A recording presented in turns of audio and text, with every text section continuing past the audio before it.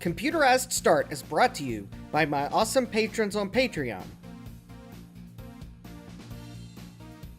and by your tips and memberships on Ko-fi. These and other channel supporters make my live streams possible. You too can become a channel supporter with tiers starting at just $1. And as always, thank you for all your support, including sharing, chatting, liking, and subscribing. Now roll that famous logo animation!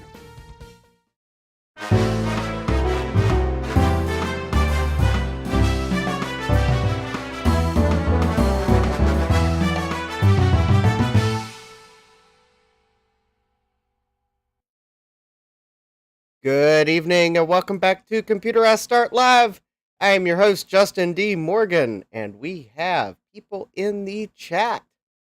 See, we have Thomas Armstrong, Eep. We have Tom Barber, Quack. We have Point Five. Hi, Thomas and Tom and Point Five. We have Gutbomb. Hi, Jason. We have Callan. Hi, Callan. We have I8386SX. Hi, Jesse. And we have Francois. Hi, Francois. Trina finished just in time. Yes.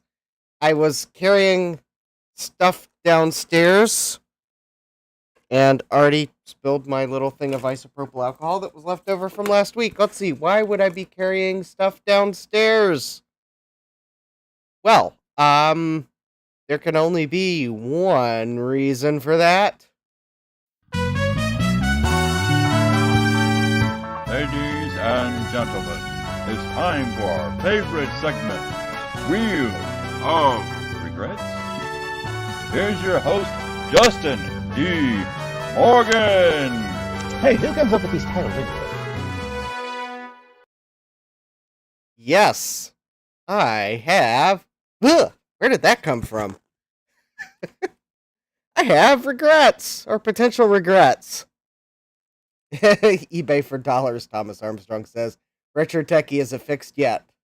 Well, we gotta go through the stuff that's arrived. And the first item, which I opened the box because the box was weird and had like some strings or spider webs or something hanging from it, and I just had to like get rid of the box. But we have probably the most random looking drive caddy in the world, because I don't even think it says a brand name on it.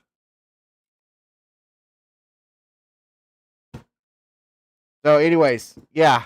Yeah, no brand. But for those of you wondering what this goes to, this is allegedly the drive caddy for either an SGI Origin or an SGI Octane. So, yeah, I'll be able to actually properly install the hard drive in my Octane. These don't go for cheap on eBay. I'll put it that way. And if it doesn't fit my Octane, well, maybe it'll fit my Origin. Yes, I have an SGI Origin that I haven't brought downstairs because it has no graphics card, and I don't think you can put one in it. Anyways, yes. I have a new subscriber, Jean-Francois Pear. I don't know. I don't really know how to read French. Trident card. Frank's already guessing. Trident card. Well, if it's a Trident card, I might be a bit sad. Although, oh wait. Okay. Para. Thank you, Retro Techie. Retro Techie says it's para. All right. And yeah, Jesse says someone washing out foul mouths with soap. And we had the obligatory Trident card guess. I will be sad if it's a Trident card, although I certainly paid Trident card level pricing for it. I will also be sad if it's soap. The box smells like soap.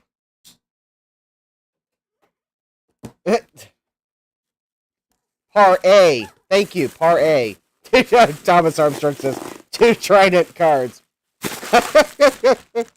Alright, well, we will set this aside. Well, at least they used packing material. Unlike the video I was watching today of Jacob R. He buys random stuff from Goodwill and other places. Anyways, he bought a console from eBay, and yeah, it was packaged just about as well as some of the things I bought from eBay. All right. Any final guesses as to what this might be? You could probably tell it's not a Trident card here. Maybe I'll turn it around and... I'm not sure why I bought this. Actually, I know why I bought it, but... It is definitely a potential regret. I bought another Socket 7 industrial PC. Single board computer. And, well, that explains why it looked funny in the auction photo. Yes, it's got half of a SCSI cable just still plugged into it. Yeah, looky there, a free half of a SCSI cable connector. So, this is a random, like, $30... Yeah, I know how to spare no expense on these Socket 7 single board computers. Which, if you've seen the pricing that some of these go for, you'd probably realize that... Yeah, $30. That's actually a good price. Tom Barber... Yes, Tom Barber, I will put it in your pile. I will send you the half of a SCSI connector. Well, yes, it has a... actually, it's not a Dallas chip, but it should mean that it's just as replaceable, because it actually has a benchmark. The BQ3287. Yeah, Tom Barber says, sweet, now I just have to find the other half. It's got an ATI Mach 64 graphics chip on it that hopefully is soldered. If you were watching Dave's stream on Sunday, you'd realize I figured out why the Cirrus Logic graphics on my other Socket 7 single board computer wasn't working, and that's because the chip wasn't soldered down all the way. Probably because the board got twisted and solder joints broke. This one has SCSI on it, unlike the other one.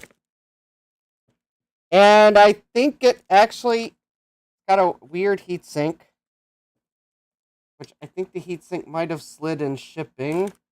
So I think if I slide it over, I might, well,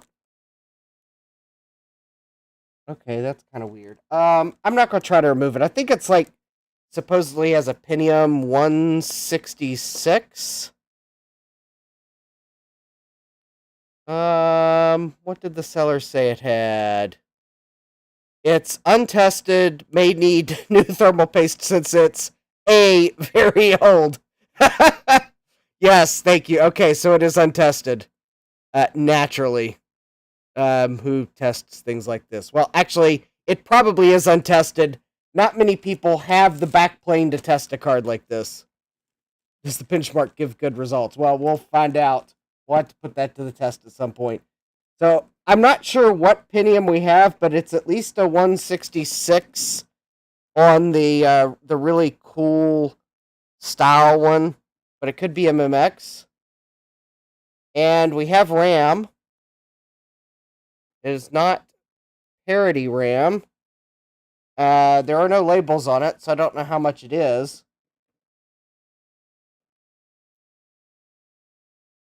You know, I think I have the stuff to test this within easy reach. But let's get through the other box. Can I benchmark the benchmark? Oh, hi, Frank. And Joe. Hi, Joe. Welcome. We'll test this in a moment. let's get to this other box here. And then I'll pull up the back plane on the bench, and we'll see if this board even works. Real quick. And then we'll get to the TashRecorder. Alright, let's set the single board computer to the side. Alright, so this actually is not an eBay purchase. This is actually a Facebook groups purchase. And this is actually Hooray. Okay. This is actually not something I recently purchased. But I am just now opening the box. See, the box is still sealed.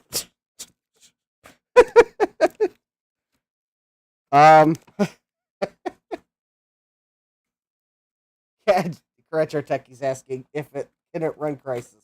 Probably not. I think that single board computer would have a Crisis running Crisis. In fact, what's in this box probably won't be able to run Crisis either. Okay, so I bought this back in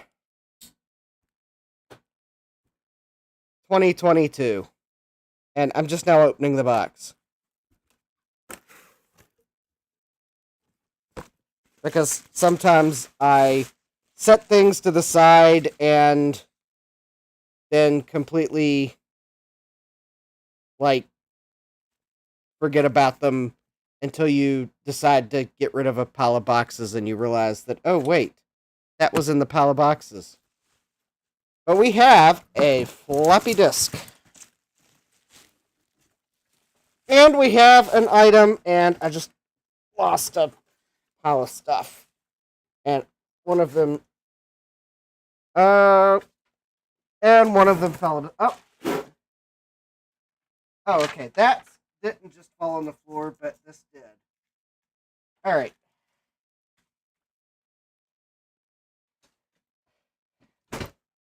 And now, you probably might know what the heritage of this item is, because Sergey, I think that's who I got this from, included a few print goodies that were from the same location as the item in the box. And yes, I bought this from the Computer Reset Facebook group. So we have a Computer Reset postage paid postcard.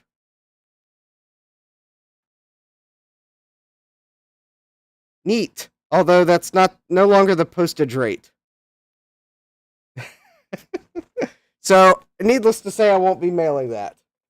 And we have, oh, look at this. Fall Festival of Values. It's a price list. Ooh, we may have to take a look at this sometime.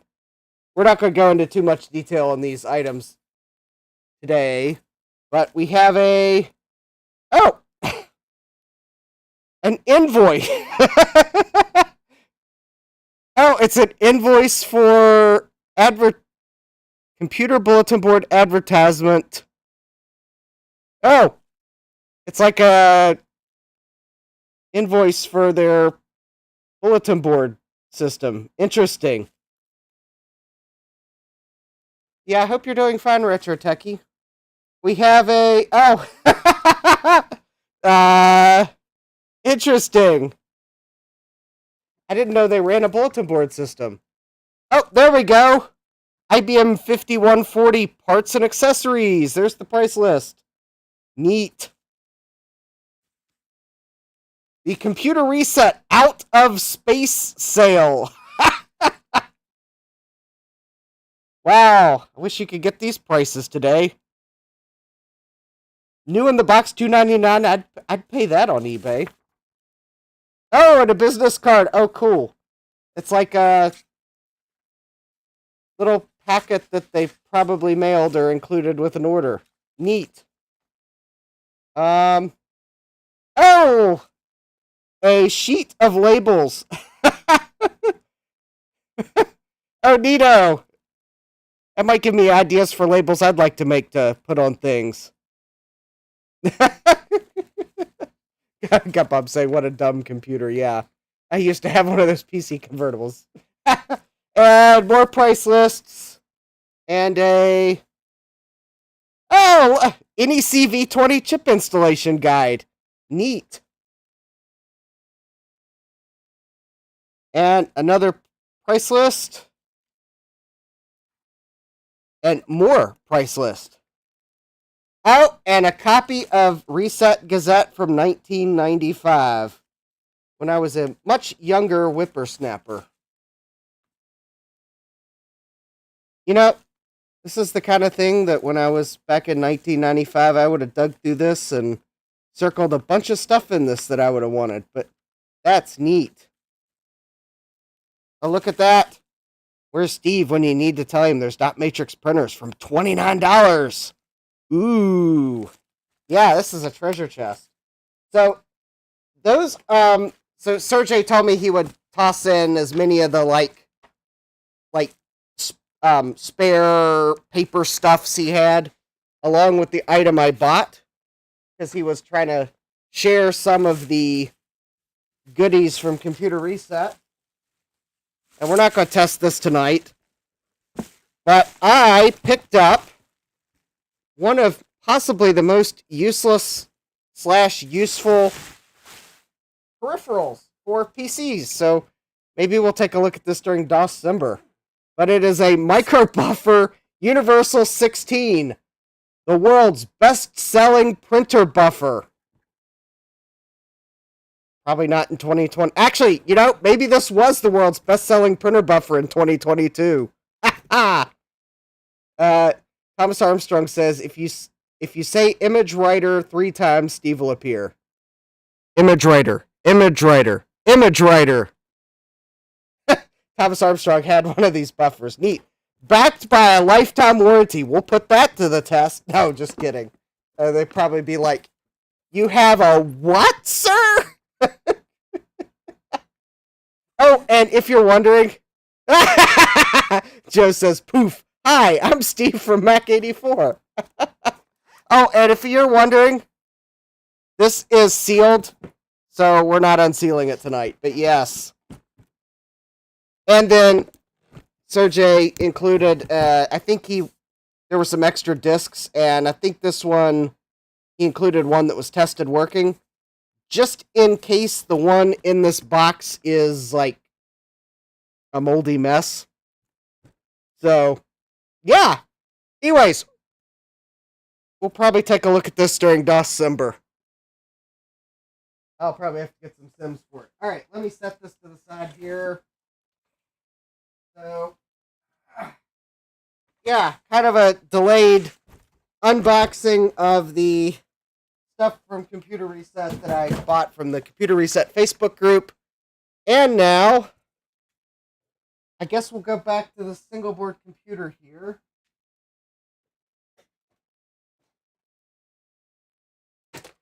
Because the world must know if it works.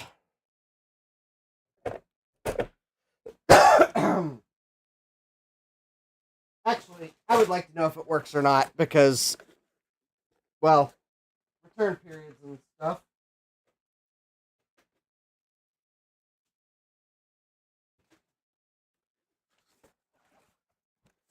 Alright. So you might notice that I have misplaced the screws that came with this, but other than that, Thomas Armstrong says it'll work. It's from eBay. No, actually, the single board computer will work. It's from eBay. Well, if everything I bought from eBay worked, then there would be no Wheel of Regrets segment. At least not from me. Someone else would have come up with it. But yeah, if you wanna see other potential eBay regret level stuff, J-Rob Gaming. No, that doesn't sound right. I think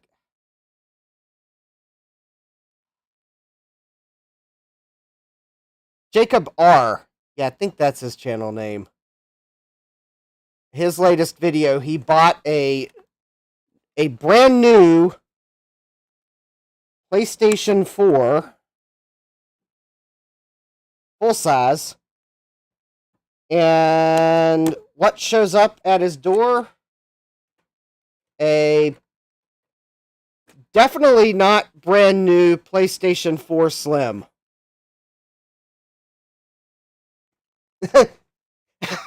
Frank S says, I am an eBay regret.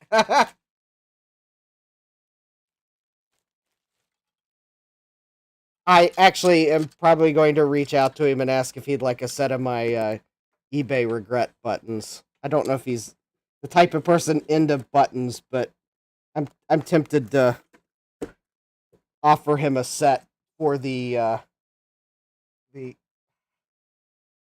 laughs I had during his last video. There were laughs and commiseration. See, also, I totally got where he was coming from with the purchases he made, because then he bought another brand new PlayStation on eBay, and it arrived new in box like it said it would be, but there was an insect wrapped in with the PlayStation 5, so you be the judge. I guess that's not to say that Sony's factory might not have had a little trouble packaging things without insects, but, well, yeah, you could be the judge there. All right, so I have the single board computer plugged in. It does not look to be that warped. The CPU cooler's plugged in. Got ATX power, black's in the middle. Monitor's plugged in. I'm on VGA 1. I will turn the power on and then switch just in case something goes pop. 3, 2, 1. All right. Backplane's indicating all the voltage rails. And we have onboard video. Woot! Hey, Eric, welcome. We're testing in what was a potential eBay regret. It looks like it actually works. I should have probably plugged the keyboard in. Oh, nice! Those are two 32 megabyte Sims. 200 megahertz. Nice. Yeah, let's let me let's turn off. Let me plug in a Oh, that's nice. This has separate keyboard and mouse connectors on it. So, some of them have like a combo port, so you got to find an adapter, but this actually has a keyboard and a separate keyboard and mouse connector. I'm going to plug in a compact flash card into the primary IDE, which is actually, interestingly enough, labeled on the back side of the board as to which one is which.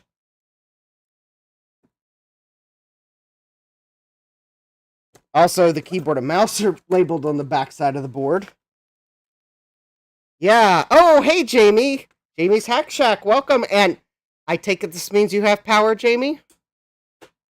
I would presume. Or are you commenting on my board has power? Or both, maybe. Yeah, eBay. We'll do the eBay dance.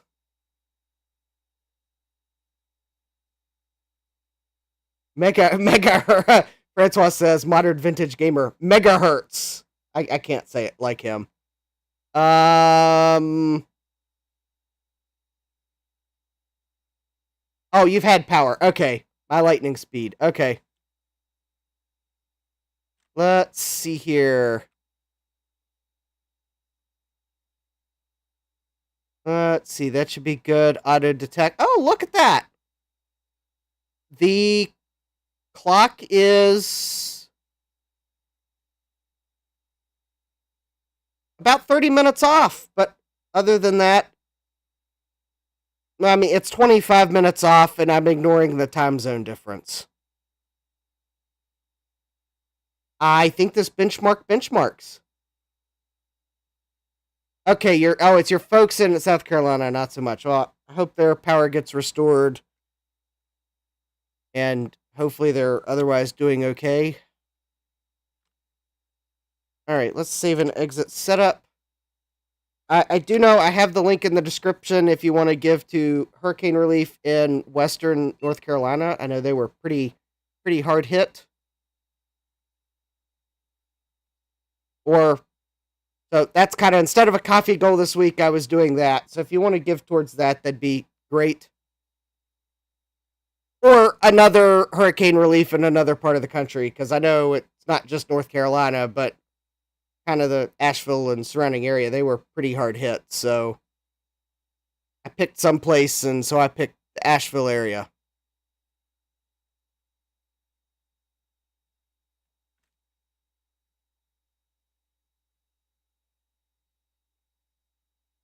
Of course, I got so. Oh, detecting hard drive, none.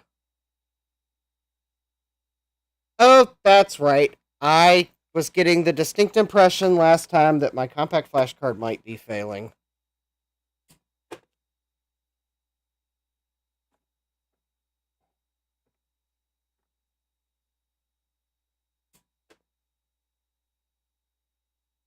The connectors on this board are keyed, so I was expecting that it would work.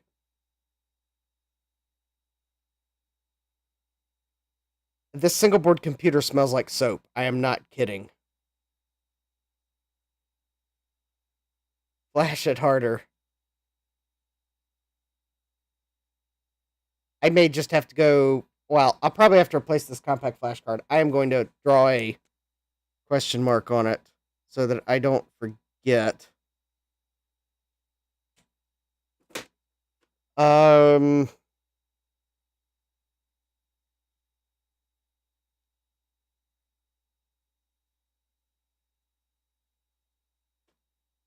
I guess it's also possible that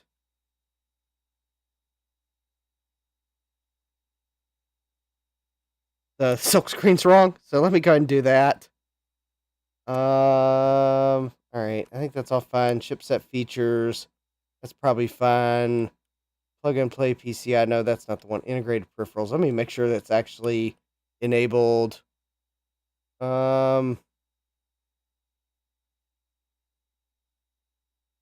Okay, and let me go ahead and turn the floppy drive off because I'm not going to plug a floppy drive in. All right. Hey, Dave, welcome. We're testing a potential eBay regret, or attempting. I realized this compact flash card was misbehaving last time. Where do you install the M.2 drive on this board? Sadly, you don't.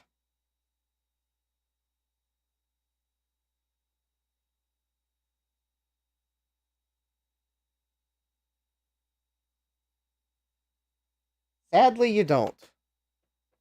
Also, sadly, it would appear as if... You know, quite honestly, try shoving it in a PCI slot on the backplane.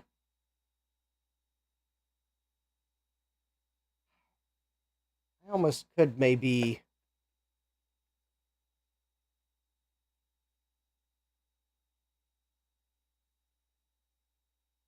put the M2 on the Gorilla attachment. Try a blue... Of course I should try a blue SCSI, if only I had one with a DOS image on it.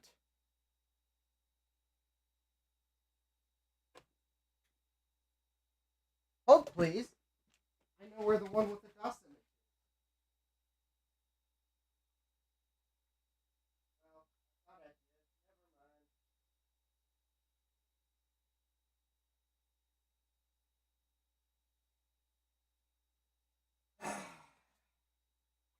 mind. I don't have a blue SCSI.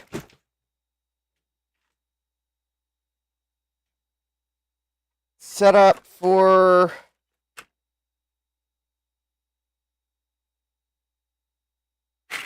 DOS. They're all Mac.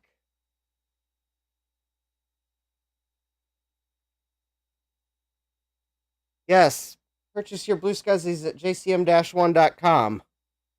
Definitely. Okay, so it, like... hold on. Let me just grab another compact flash card. I think I got another one that's got DOS installed on it. Just a matter of remembering where I put it. And if I find my SD card with DOS on it,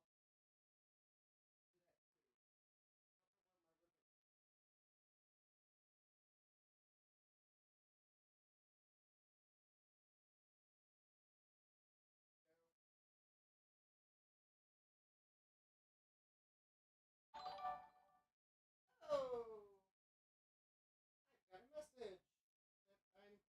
So, welcome whoever just did the thing. Oh, and I think I found the blue SCSI I was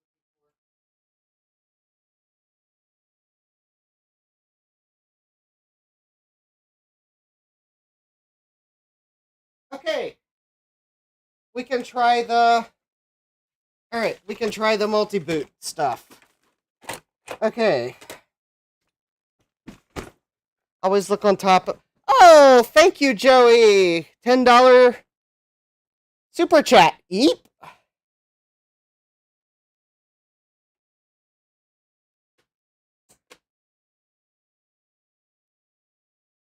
Does the CF adapter need power? I usually plug it in. Oh. Hold on. I thought I did plug it in.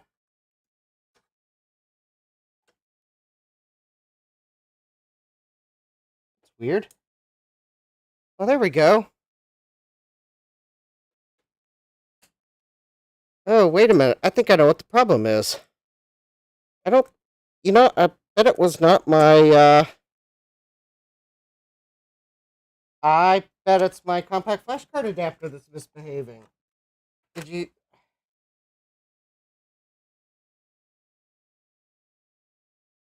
All right.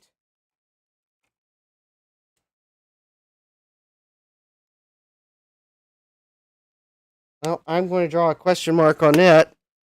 Fortunately, I have another compact flash card adapter right here. Of course, just watch me learn that it's the Berg power connector and not the... Alright, so... Alright. There's my original compact flash card. Alright, that is a very good sign there. We have power.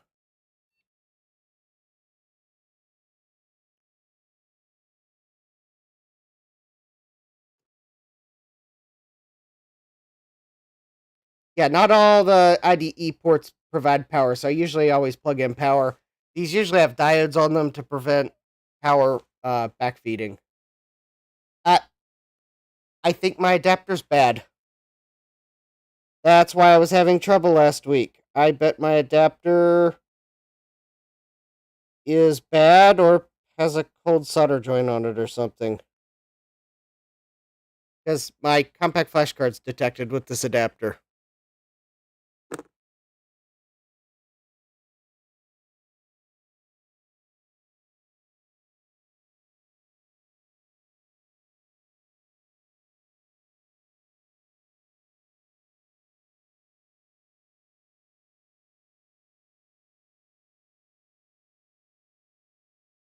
Okay. Come on. Oh, that's... Come on. Of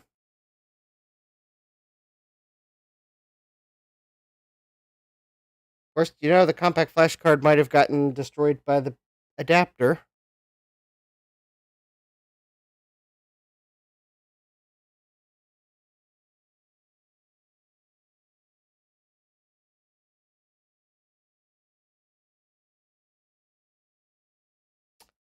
Any day now, computer.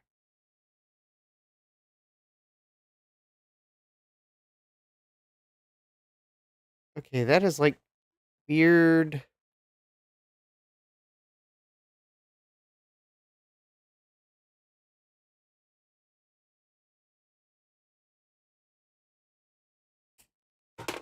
All right. That computer says no. Well, let's try this compact flash card. Jesse says, I got burned on cheap CF card readers. Yeah. I think it might have taken my compact flash card with it.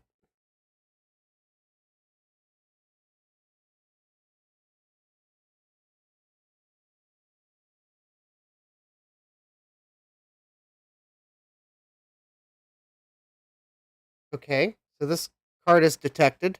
That's good.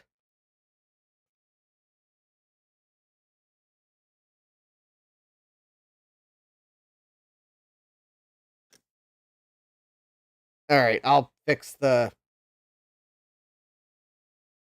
Yeah, this one's a name. Well, this one's a bigger, slightly better name brand than usual. It's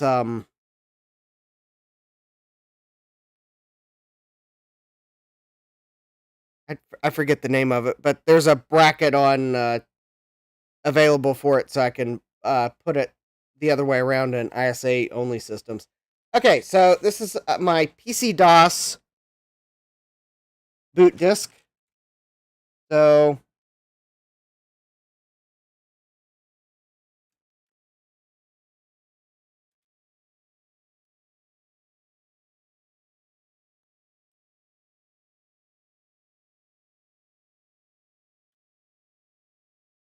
and the reason why I was going to do this is because I wanted to run hardware info.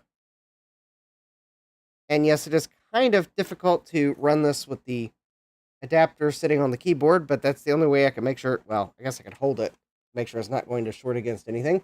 All right, so it looks like we have the Intel 82430HX chipset and 512 kilobytes of L2 cache. Not bad. And should be the ATI Mach 64 with 2 megabytes of DRAM. The second megabyte is on the back of the card. Nice. Jesse's bought triplet unit, 0 casualties since. I'll keep both those in mind. And let's see here. CPU errata. Nope, that's not the one I wanted. I wanted to see if maybe it would tell me what CPU it is. Okay, so it is a P54C, which means no MMX. All right. So what am I going to do with it? Gaming on an industrial computer? What do we do with any of these old computers? I'm going to game with it. Just as soon as I get the backplane that'll actually fit my chassis. I just realized I forgot to switch the capture input. There we go. Sorry about that. So there we go. It is a P54C. So that no MMX, but it's 200 megahertz. And to show you that, yes, indeed, there we go. ATI Mach 64 with 2 megabytes of DRAM. And, well, we do have DOS bench, so let's quickly run a few benchmarks, and then we'll go to building the TashRecorder. We are probably going to absolutely fly through this benchmark at 110.4 frames per second. All right, we got Chris's 3D benchmark. Not to be confused with RetroTech Chris. No affiliation. Yeah, Joe says Zoom. There we go. The yellow blobby spinny thing of whatever.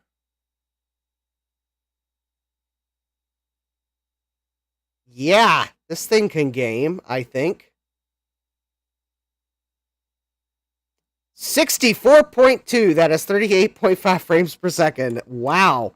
Yeah, don't forget to smash that like button if you like zippy single board computers for gaming. See, Action Retro is not the only one that looks for single board computers. Although I guess his is an industrial computer. I look for single board computers. Yeah. Here's the PC player benchmark. And 18.1.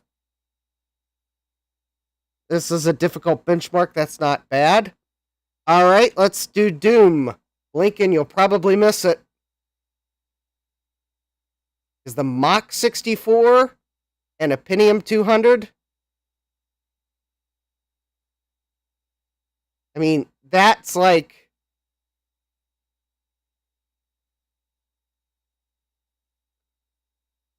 Yeah, I'm not sure I would have done much better. Other than I might dig up a 233 MMX. There we go.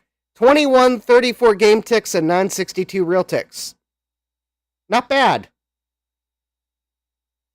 For socket 7, that's actually not bad at all. And we'll do the Quake time demo, 640 by 480. And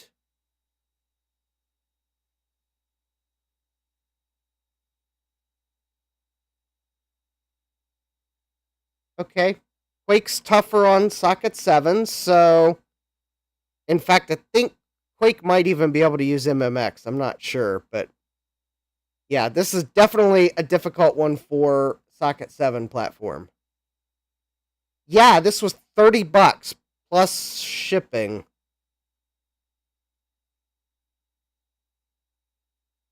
Okay, it was $15 shipping because it came from California. So I guess out the door price, $45. Which actually for that price either has 64 megs of RAM on it. Untested. And the thing is, for something like this, if the seller says untested, unless I see them list a whole bunch of other industrial stuff, I pretty much suspect that they really weren't able to test it, because some single board computers have a power connector on them so you can like bench test it before you install it. This one doesn't. So I was pretty sure that it probably was legitimately untested. 12.5 frames per second. Okay, for socket 7, that's not bad. Because quite honestly, you'd probably drop the resolution a little for gaming on this system. In fact, actually, if you're going to game on this system, you probably really would have run C. Yeah, the CPU and RAM was worth the $45. The working single board computer is like a bonus, because I may have destroyed my other single board computer trying to reflow the graphics chip.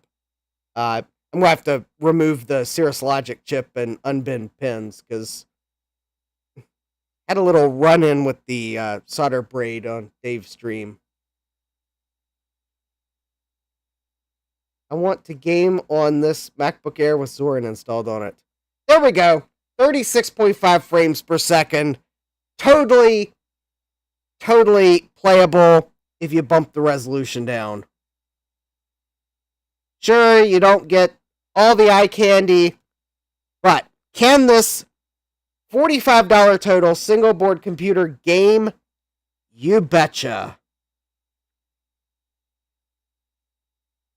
And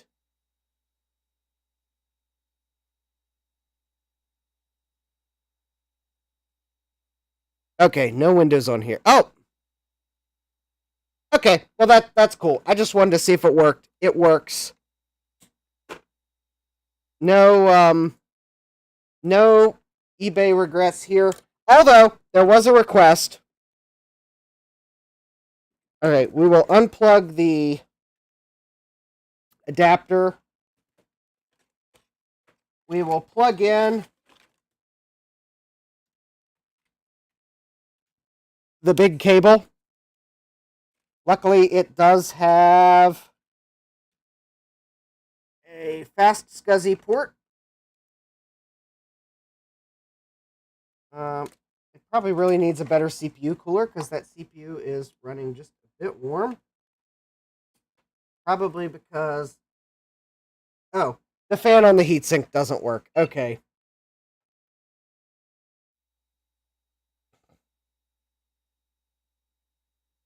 Alright. I'll know that before I will... I don't have anything on this other than there should be a DOS image. So, let me, because it'll be quicker for me to do this than to wait for it to scan the hard drives that aren't plugged in anymore.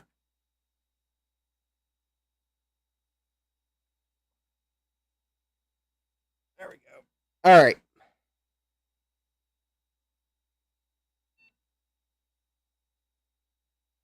But I've plugged in the SCSI cable, and I believe I have a DOS image on this blue SCSI.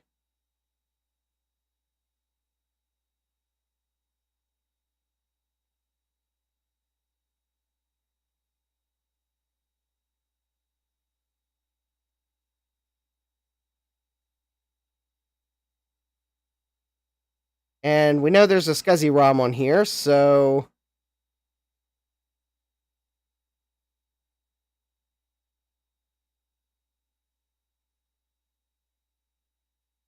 there we go. ID 0, blue SCSI Pico. BIOS installed successfully.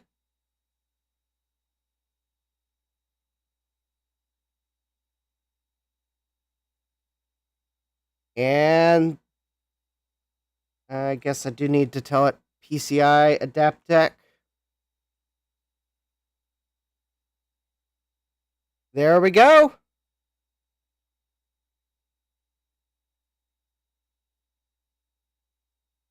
Look at that. The SCSI works. We just booted from a blue SCSI using the image on the blue SCSI wiki. Excellent. So you can look forward to another industrial stream if the other item I'm waiting on arrives and it actually fits like I think it will. Unfortunately, I had to guesstimate by looking at photos, and that's not necessarily the best way of knowing if something will fit. Then possibly next week, one of the streams will be going back to my industrial PC. So anyways, this compact flash card that I had trouble with last week while I was looking at that other single board computer, yeah, totally something's wrong with it.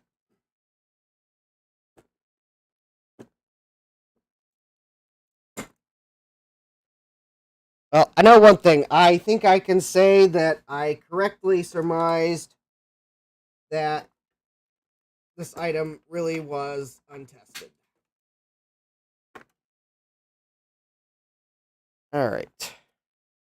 So there we go. Socket 7 single board computer for $45 total.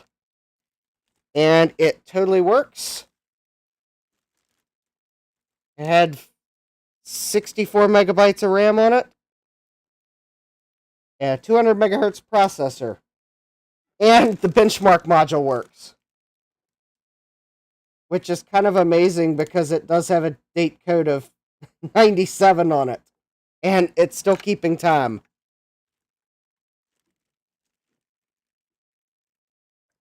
Granted, that might be because the single board computer was powered on for a long time before it got decommissioned. So it is quite possible that the battery didn't have to power it as long. Yeah, I just need to swap. I just need to put a better heatsink on it, or maybe oil the fan.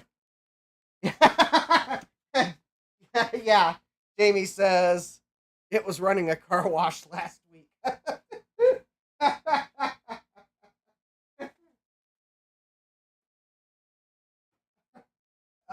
Yeah. Okay, so let's put this away and get the parts for the TashRecorder out.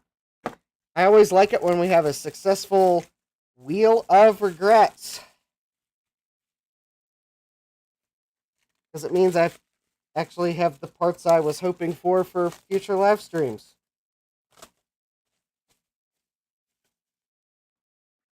It also means that I might be able to finally put my Socket 7 industrial PC together. Well, actually, it's not just going to be Socket 7. I was going to set it up so that I could swap. I don't know. I'm looking for something that goes with the single board computer that I've misplaced. Alright, I'll dig for it later. Alright. I want to put it together so I could actually swap single board computers out. Because I have one chassis.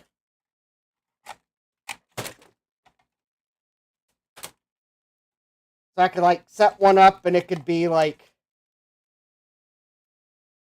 one that I can use for like a couple different generations of single board computers.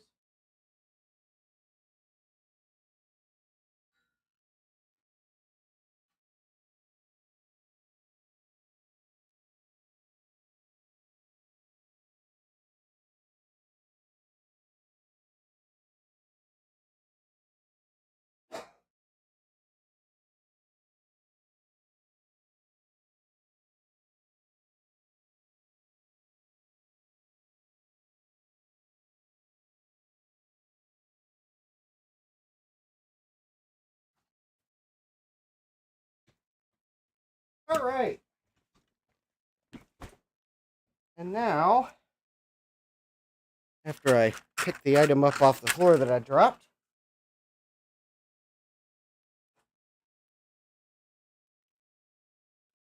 pick it up by hooking it on a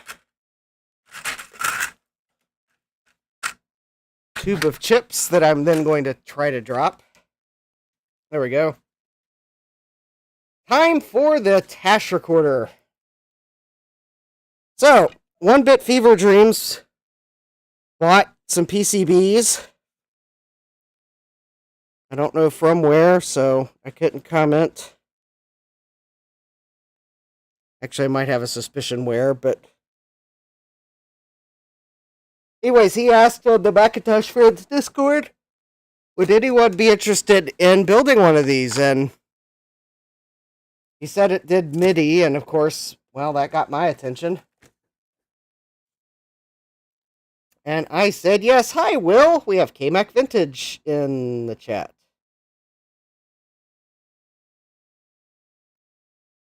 So, and then thanks to Tom Barber for being the freight forwarder in the U.S., so that Michael only had to send the items to one person.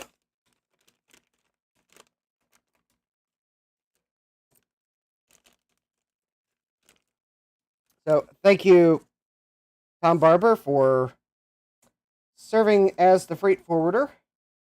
So we have a set of 3 PCBs,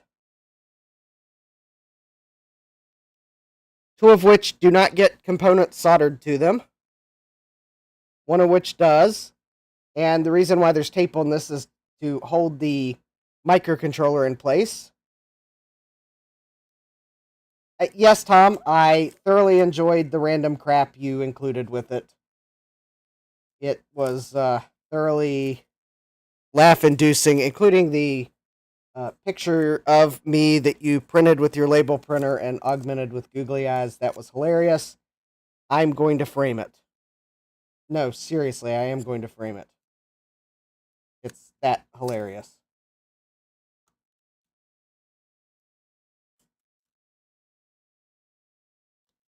So, there we go. So, Michael ordered the internal PCB cheap because you won't see it in the case. Hence the green solder mask. But for the end pieces that are also PCBs, he ordered them in blue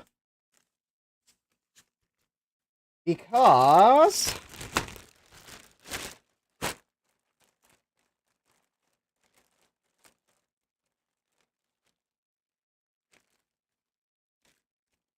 they go in this project box.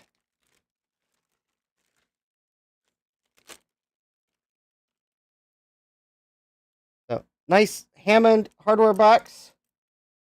And so there, when it goes in the box, the PCBs that'll replace the plastic end pieces will color coordinate. So there we go. Yeah. So we'll set the project box aside. We don't need that at the moment.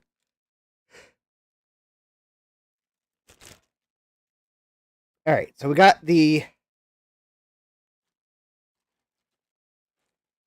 I've got the bag of parts here from Mouser.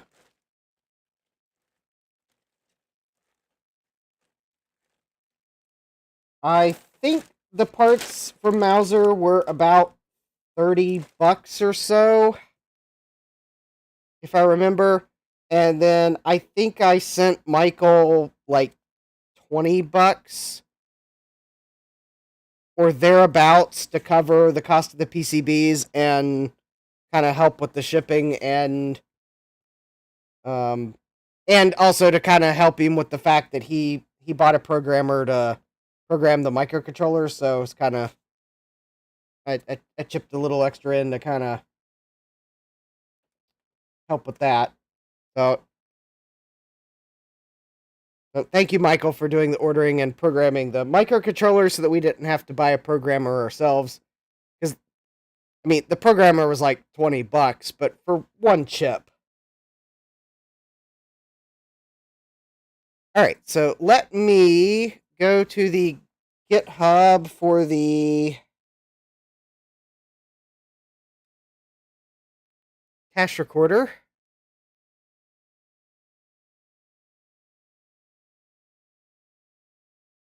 Let's see here. I think the assembly... Here we go. So, I'm looking at the instructions, and I think it basically says...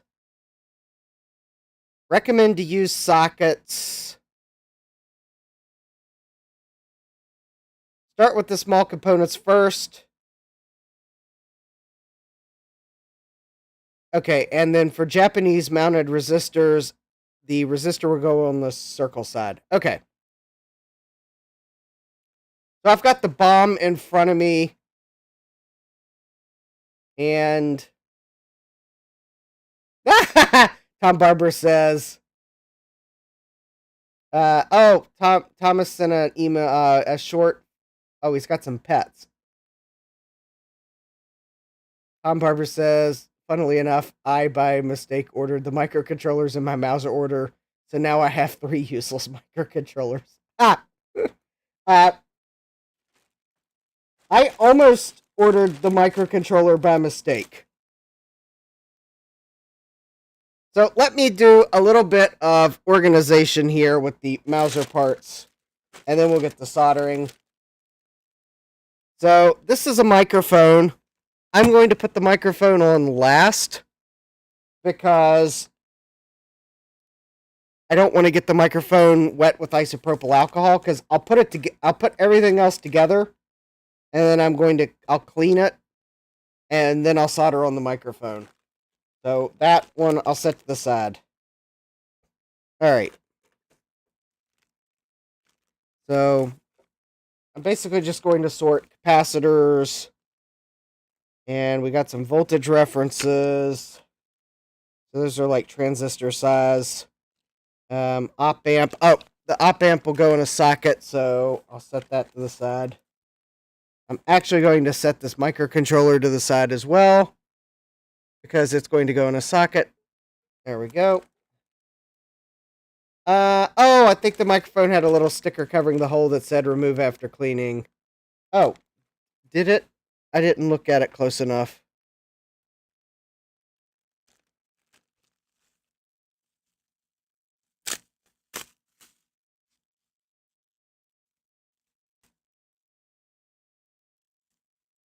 Oh, I don't think mine does have one of those stickers on it.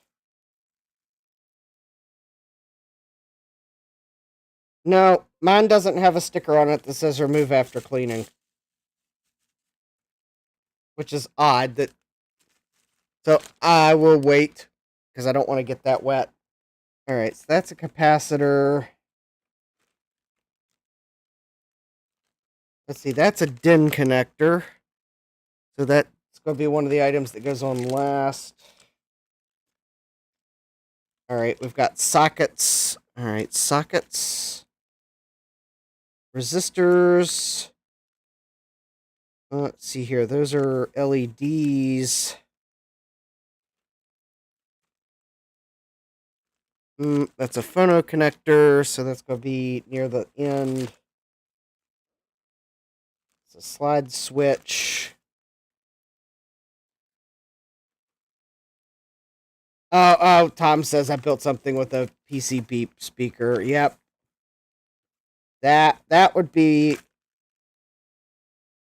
it. Oh, looks like I've got 4 panhead screws.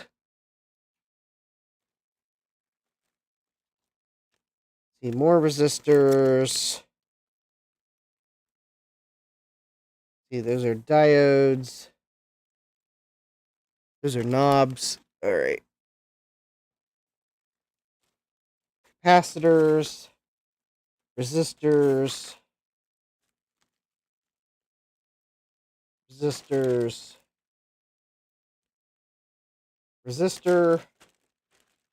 And potentiometer. All right.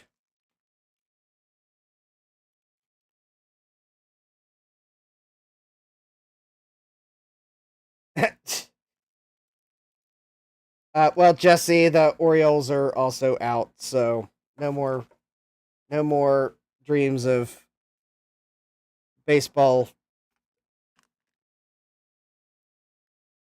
I guess World Series this year for me.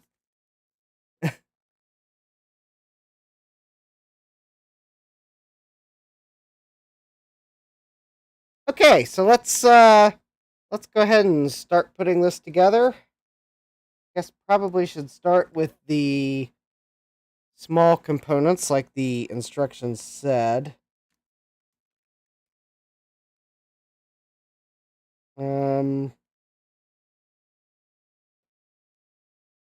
Probably I should probably turn that on.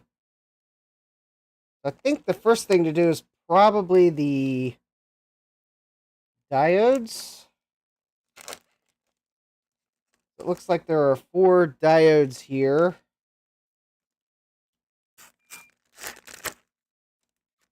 Oh yeah, those diodes are...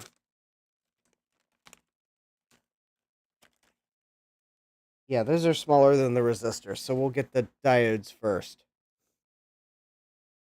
Thomas Armstrong says it's more fun if you put the tall parts on first. That Bomb says, Cal Ripken Jr. was my guy. Yes, he was mine too. Retro Techie says, go Expos go. Wait a minute. I didn't know the Expos were still... I thought it was the, I thought the Expos became the Nationals. Oh, we did. Gut Bomb says we did have an Expos farm team in town, the Denver Bears.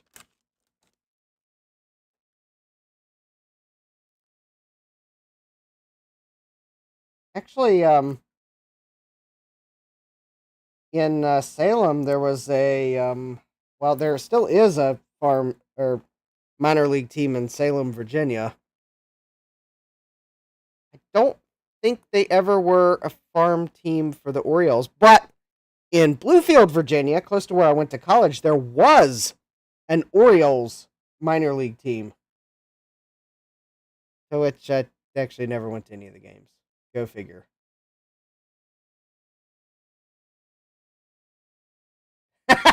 Jesse says, as long as it isn't the Yankees or Dodgers winning, I don't care who wins. All right, so we're going to put these diodes in. It looks like we've got 4 diodes.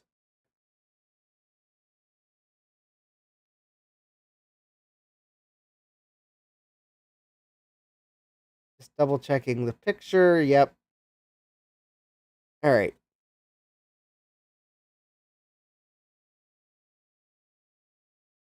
So there's a stripe on the board. There's a stripe on the diode. And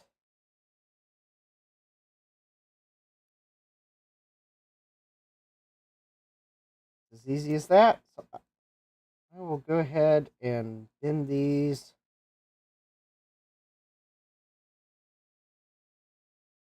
All right, so these two go that way. Oh, that's cool. On the silk screen of the board, they even put a little K for cathode. That's cool. All right, so we have two that go that way, and two that go the other way.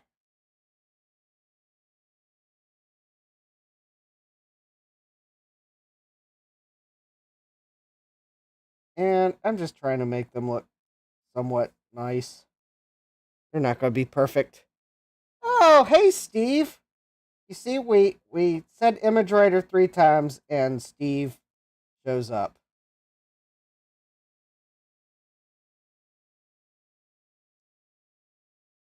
Now Steve's like, oh no, what have I gotten myself into? Oh, nothing, Steve.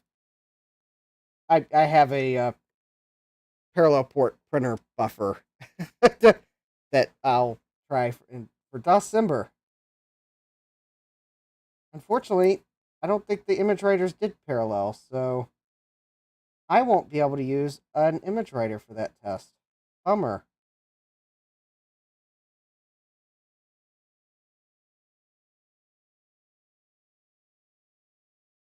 But the really cool thing is, hopefully by the end of the night, we'll have even if I can't test it, because I'm not sure what Macs this is actually compatible with.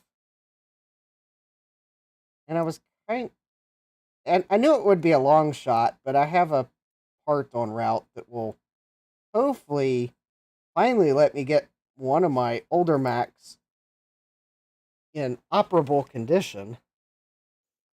But it was a long shot for it actually showing up by today, so all right. Let's go ahead and tack one side on.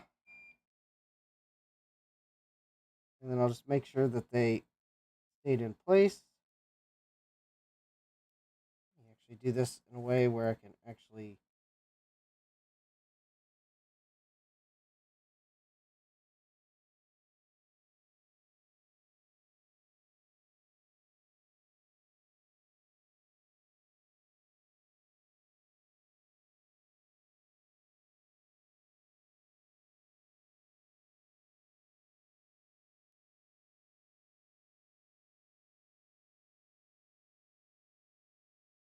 all right. And yep, that looks pretty good. I'm happy with that. So let me go ahead and get the other side. And we're off. Oh, Thomas, I've got an Epson Action Writer 5000, or Action Printer 5000, excuse me.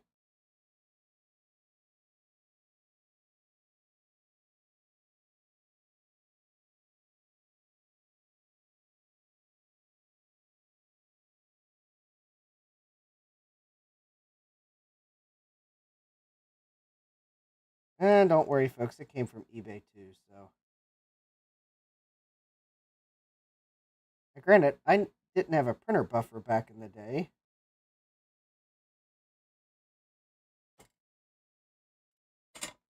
All right, and now we have 6 happy little diodes.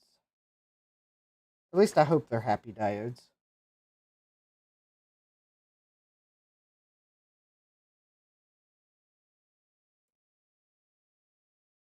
If they become light emitting diodes, then, well, they will be sad little diodes.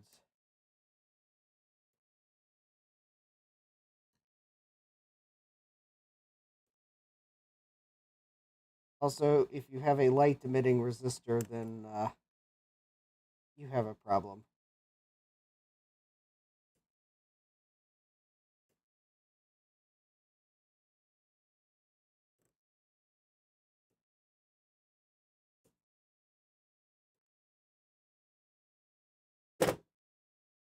All right. The diodes are in. Excellent. All right, so now I think the next shortest component are going to be the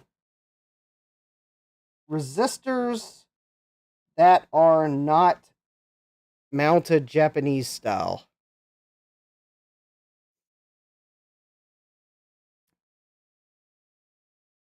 So that is probably going to be R14.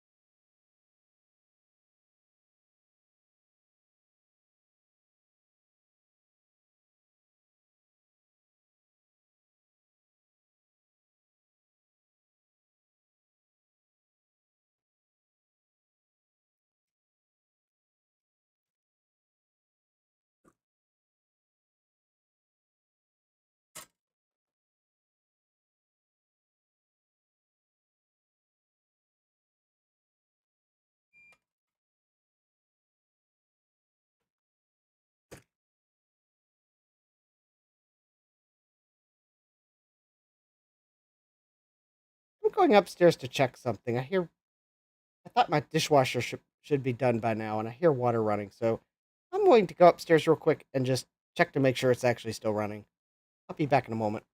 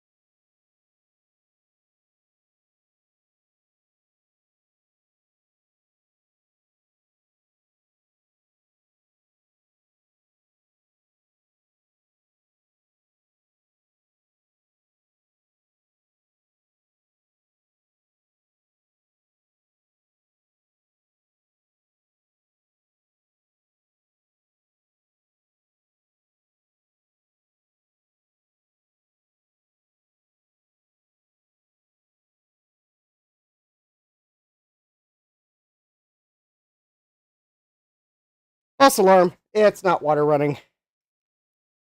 It's the fan on my dehumidifier is making a new and strange sound. But that's why when you hear a strange sound and it sounds like water running, you pause and check it. And it's not water. Yeah. Joe says, "Whoopsie." Tom Barber says, and he was never seen again. Yeah, fortunately, the dishwasher was done, and it's just the fan to my dehumidifier. Yay. Probably means I'll be buying a new dehumidifier at some point.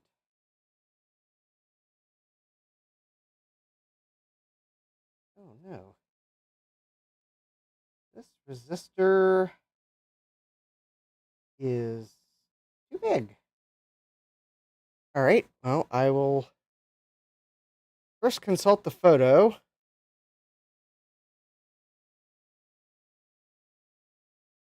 Oh, I see why that resistor's too big. That is because that is not the where the resistor goes. That is... Oh, R14 goes there. Okay.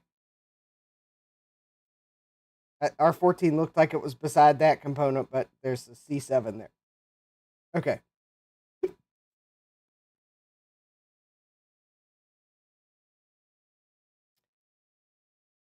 P13. R1 and R1, R2, and R3 are the ones I need to install. Those go flat. So R1 and R2 are 2.4 ohm or 2.4 k ohm.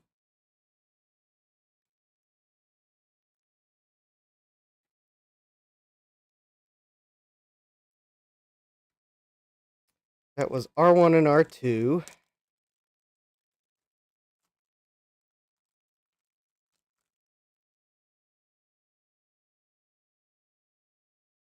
All right. So R1.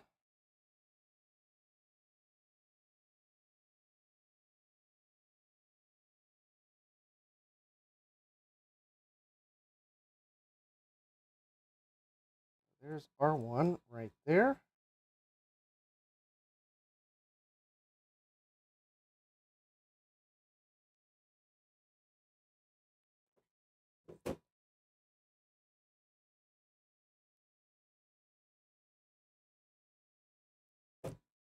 All right. A little bit bigger than that pad. All right. And R2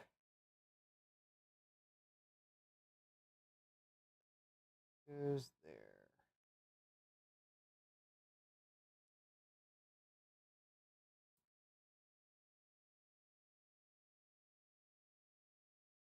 All right. Well,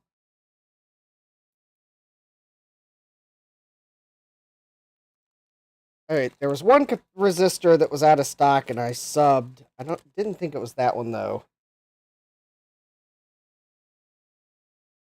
Jesse says, "I am the dishwasher."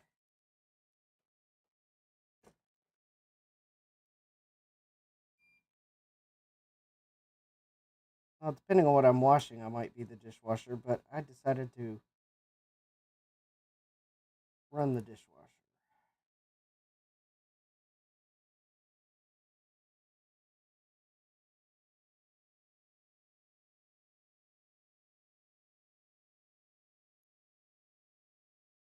All right.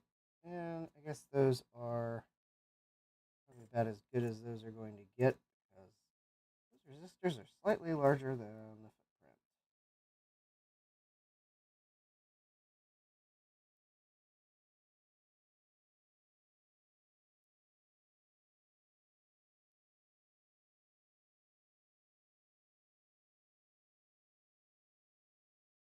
footprint. Okay, there we go. There's those two.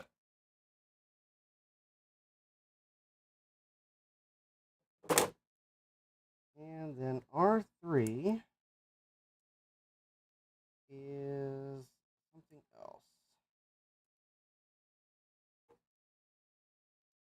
All right, R3 is 1.2 k ohm.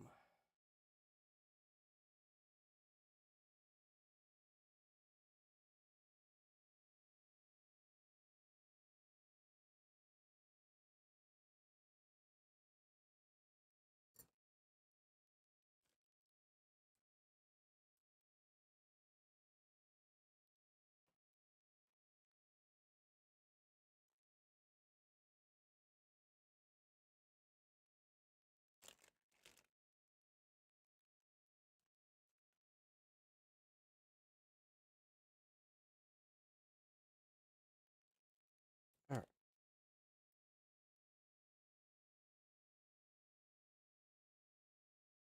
right. R3 is that one there. And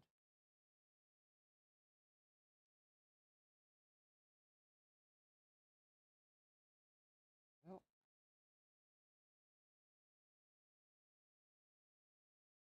all right. I ordered the bill of materials. I don't know why some of these resistors are like so large compared to the footprint.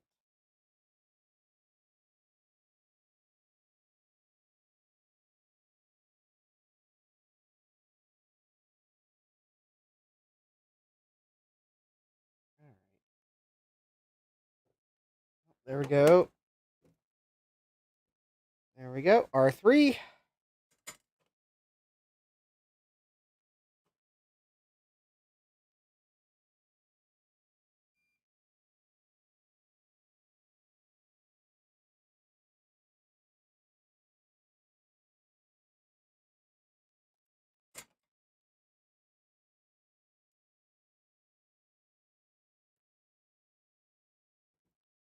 Okay, there we go.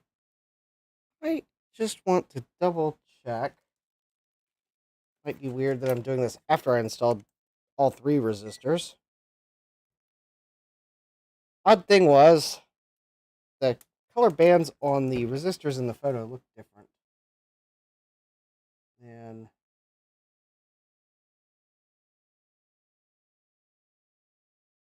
okay, there's our 2.4K.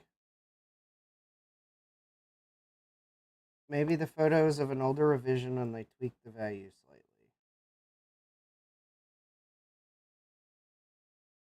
Okay. Well, resistors are what they say they are, even if the color bands look different than the photo of the build. Oh, hey, 1-Bit Fever Dreams, welcome! Yes, I am, installing components. Oh, it looks like I can put R8 in.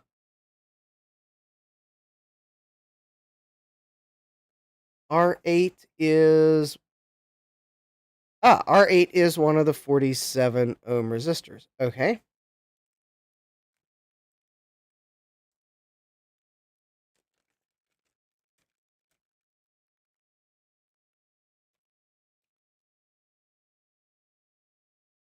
It says it takes less effort to wash dishes by hand than it does to load the dishwasher.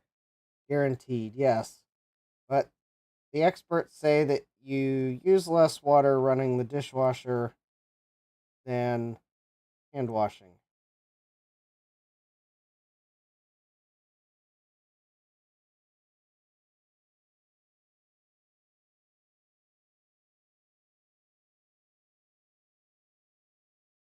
Although, maybe is...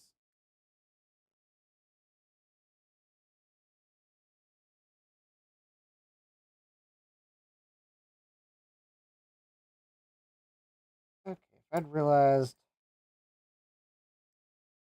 how some of these components don't fit neatly, I would have probably seen if I could get a slightly smaller resistor.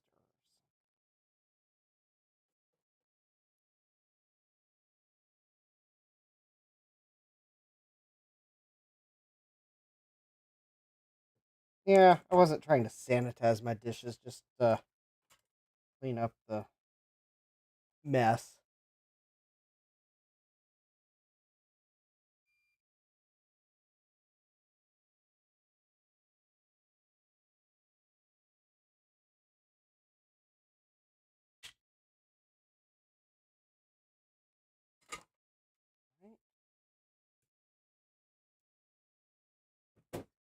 Okay, there we go. There's our 8.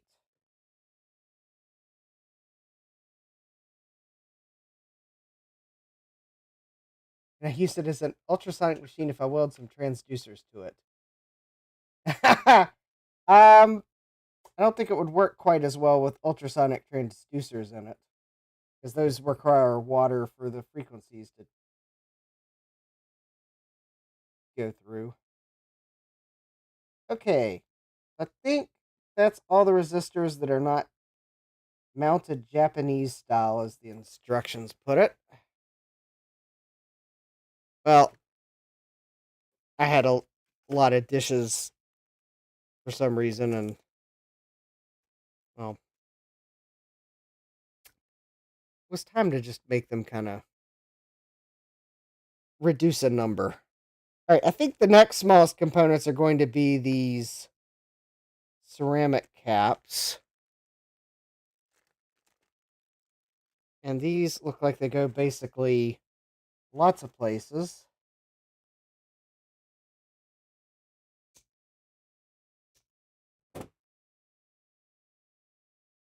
So let's go ahead and the C1.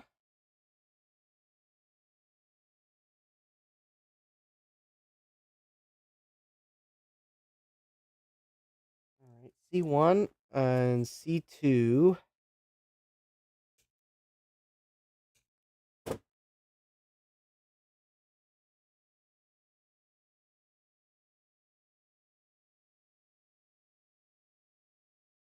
Seven, 9, and 10.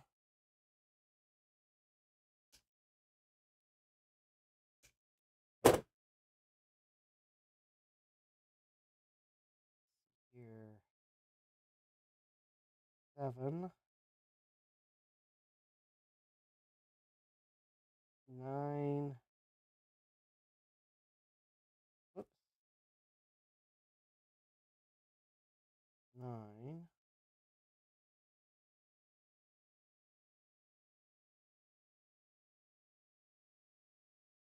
10, 12, and 13. 10,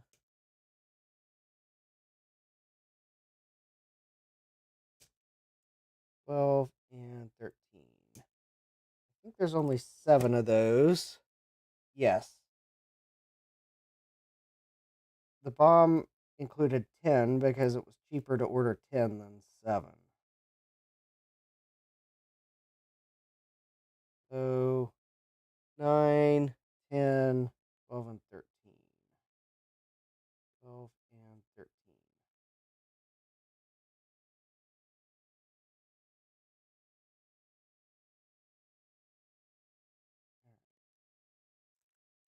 One part will be flipping the board around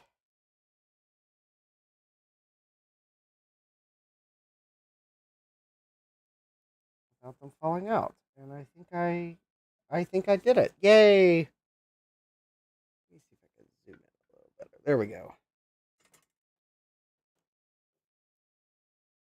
All right. So I will tack each of these in.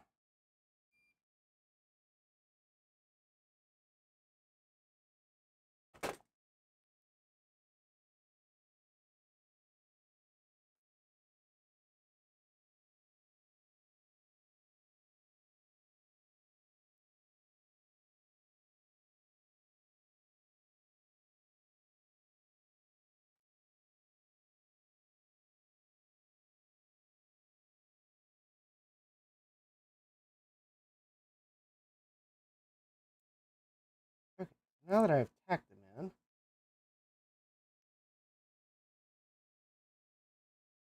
all right, that one.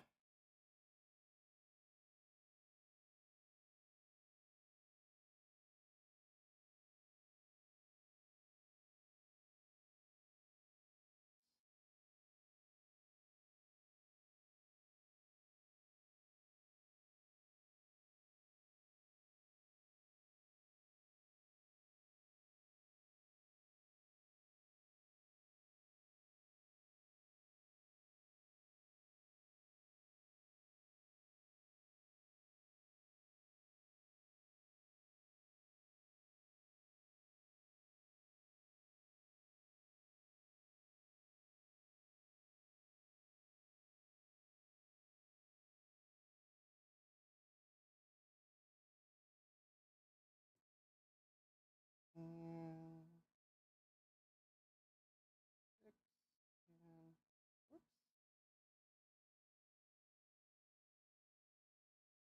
and all right, 7.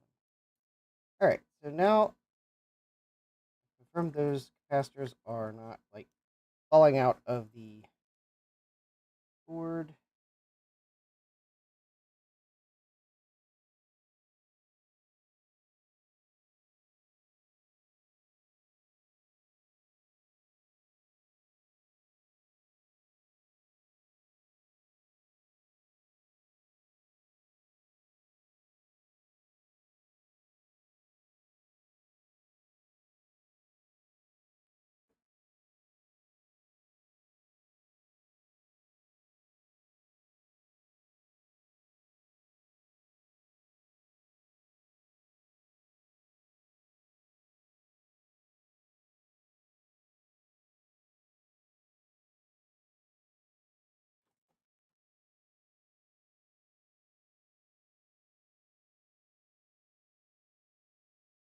All right, there we go.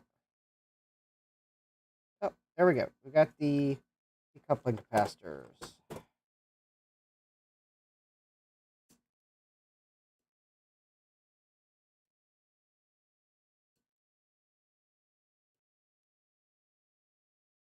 think the next tallest item might be the sockets.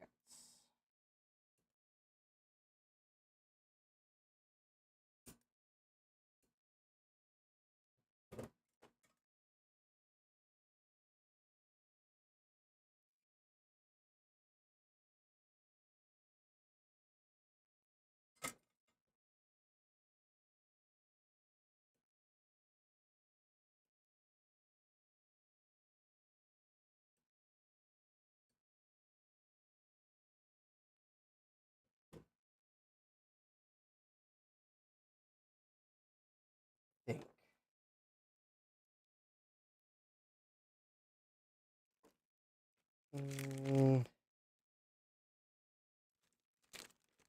Let me see how tall this capacitor is. Oh, that's a film capacitor. Okay. I think it's...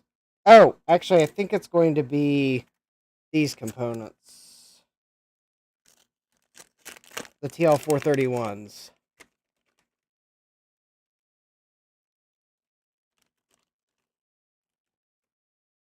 These go in U1 and U2.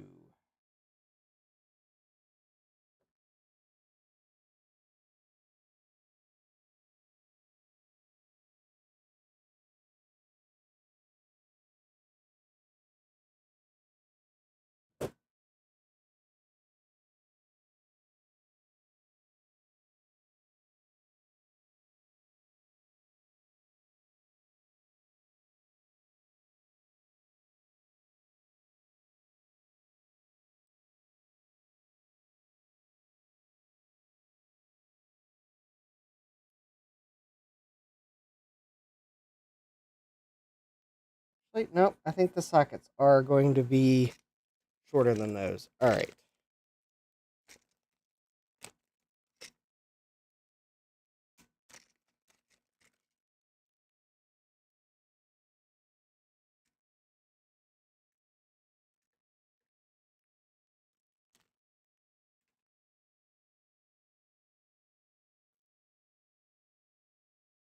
Justin, triple check the two IC sockets and ICs. Ask me why one of these days.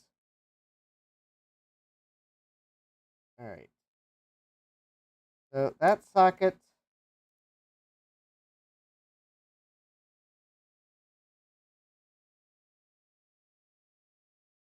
And that's the sockets look fine. I may have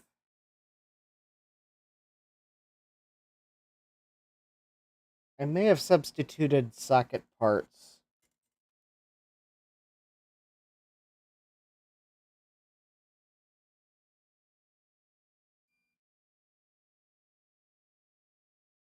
I may have substituted socket parts when I ordered.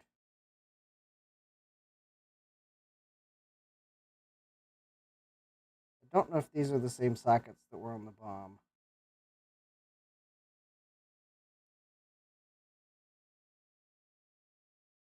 And if anyone wonders why I might have substituted socket parts, because I think I made sure they were TE connectivity or 3M due to my poor experience with other sockets. And I did align the notch.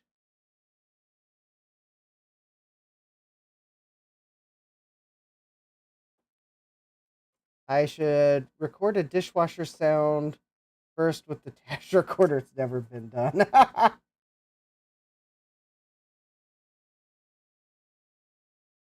From outside the dishwasher. I'm having enough trouble with my Mac Plus as it is, just all the poor packing of it and whatnot.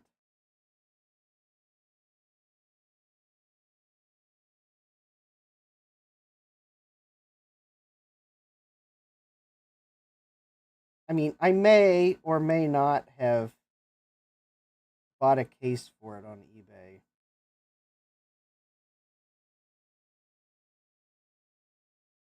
Because because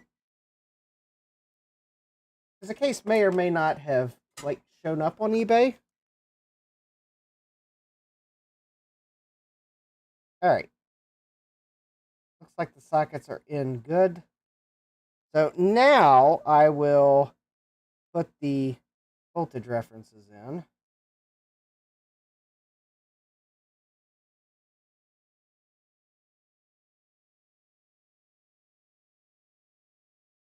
And I think I may also get the film capacitors while I'm at it, because they're about the same height. And I think these are going to stay in place.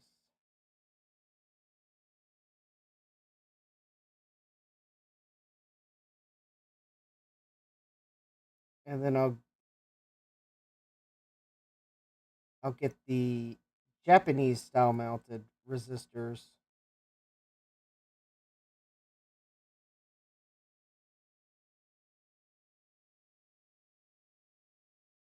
Wow, they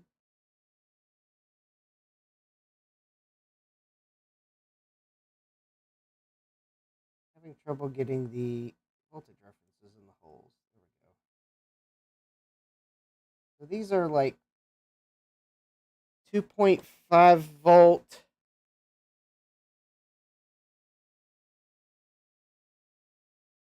20 milliamp voltage references. Yeah, LM385Zs.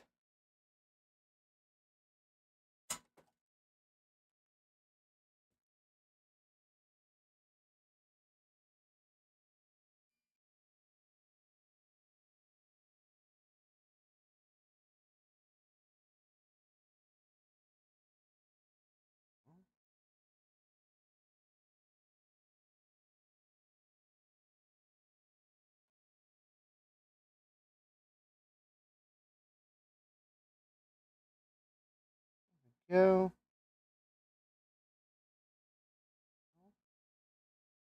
I thought I put solder on that one, but that doesn't look soldered.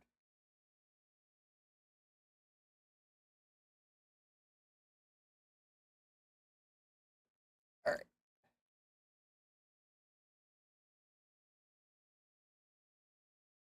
Actually, I think I'm going to put the rest of the resistors on, and then I'll get the film caps.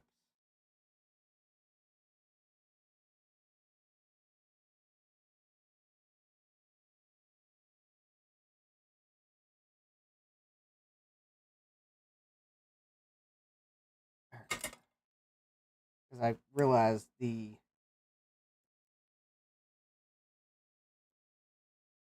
put the film caps in first. It might make it harder to get the resistors in.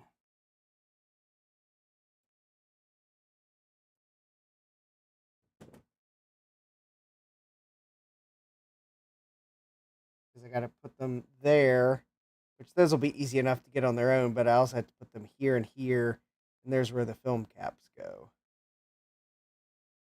And then I'm pretty much, I think, populating the periphery of the board then. All right, so let's go ahead and get these resistors.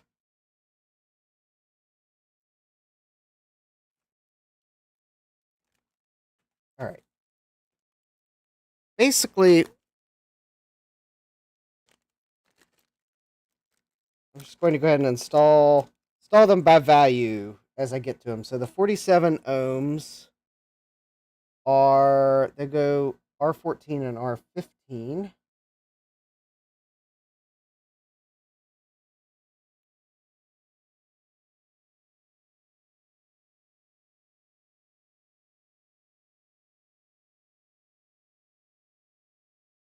All right.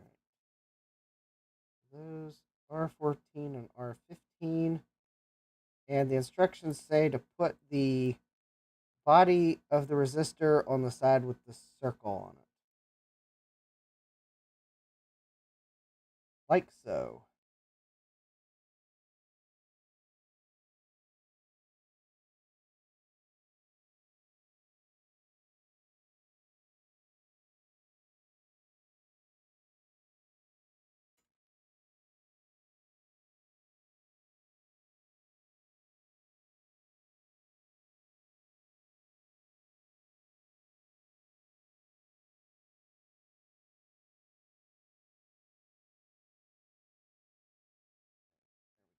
So basically, I'm just going to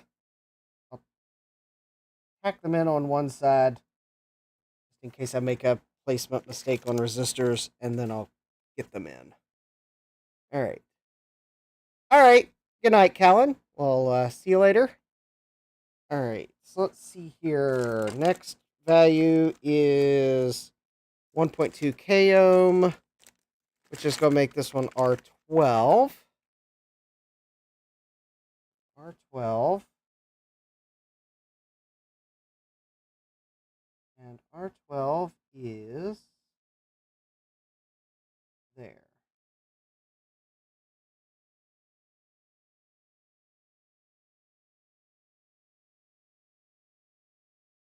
Right.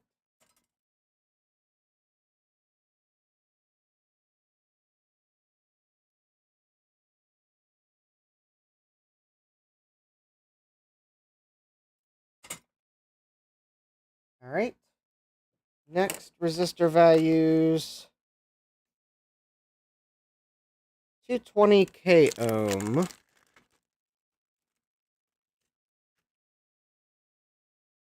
4, 5, 7, and 9. All right. Again, the quantity on the order was 10 because that was cheaper than buying 4.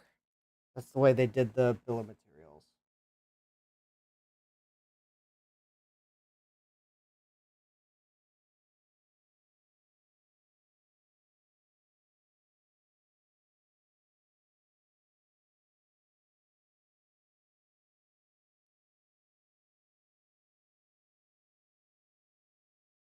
All right.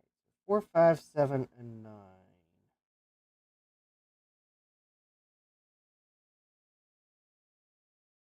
That's 4.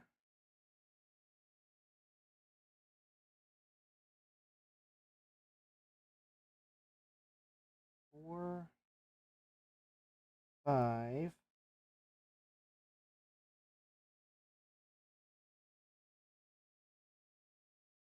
7, and 9.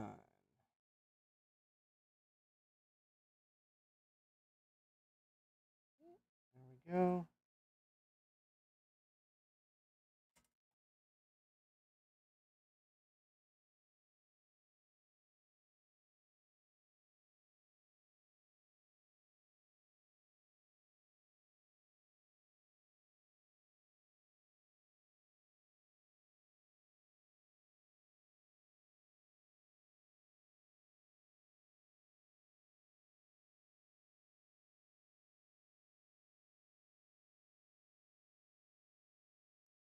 Right.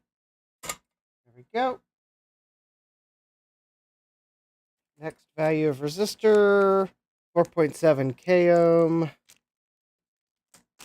It's going to be R10.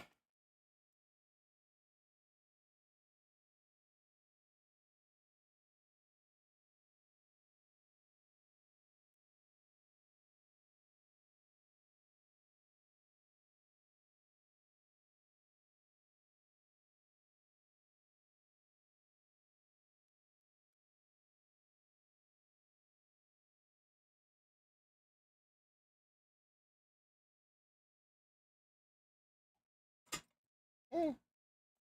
Next value is 2.4K. This one should be R6.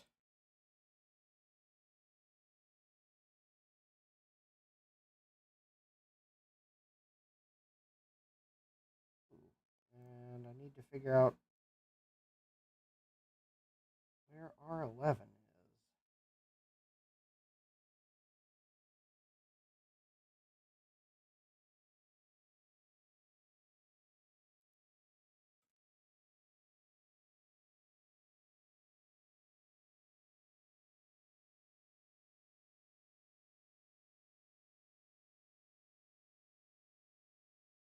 All right.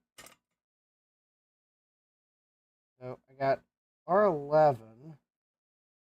I don't have a resistor there, so let me find R11. Ah, So I should have a 10K ohm resistor. Oh, here it is.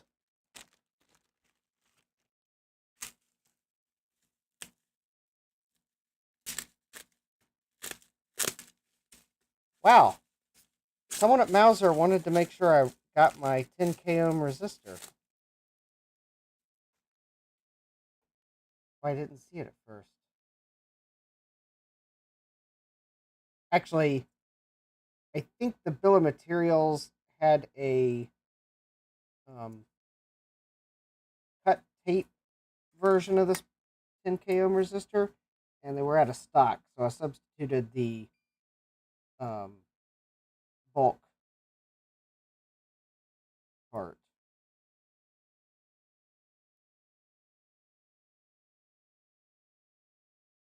Which I think basically means that Mouser got them in a great big bag.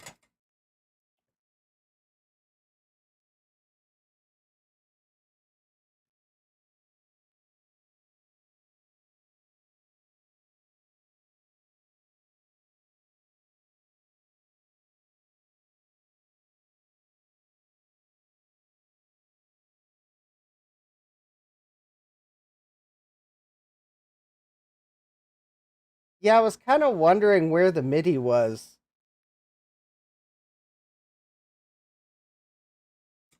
Because it mentions it on the Tinker Different page and the GitHub, but I don't know where you put the.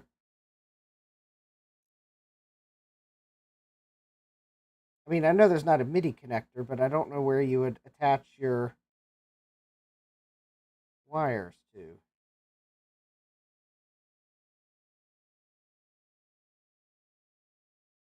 mean, I certainly wouldn't mind building a separate one that was a MIDI interface, especially if that would simplify the project.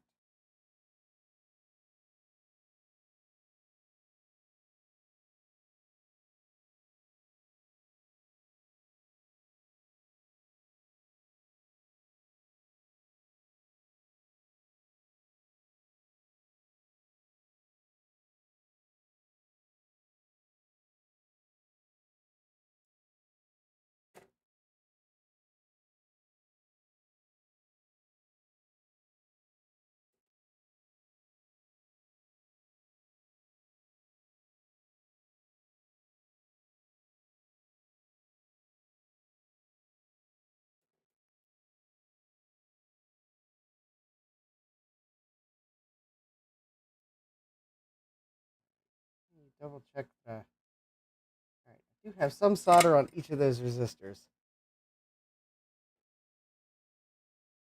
Yeah, because there's not. The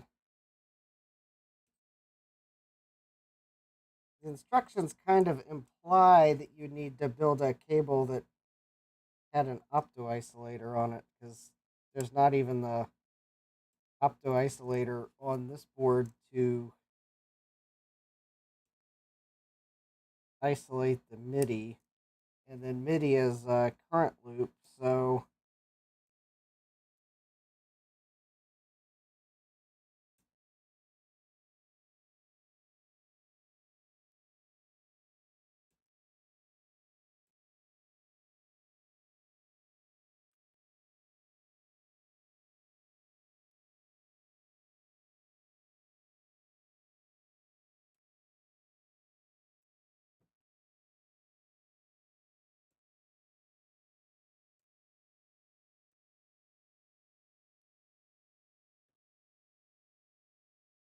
I probably just need to break down and work on my power book.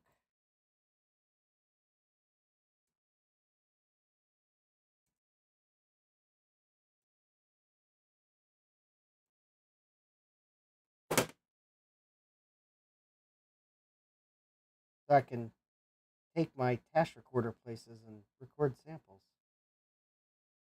All right, so I think I got all the resistors soldered.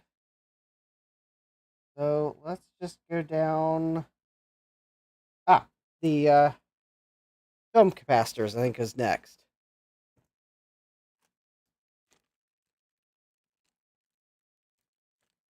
Let's see. This is the 2680. Oh, no, this is the 680.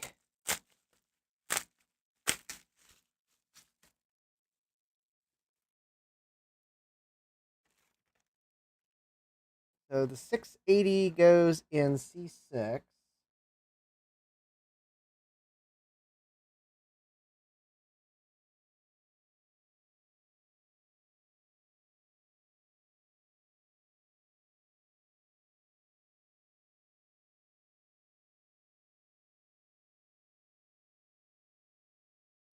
Did I get... Oh, I did. All right. I knew that I'd have to put components through those vias, so therefore, I somehow managed to get solder in them.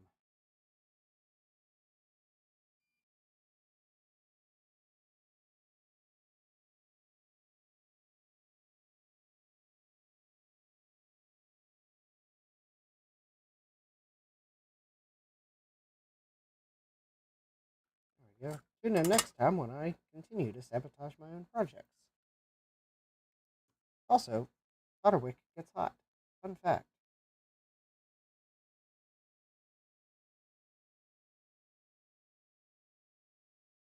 There we go. There's C6. And now this other film capacitor should be the 6800. And it goes in C3.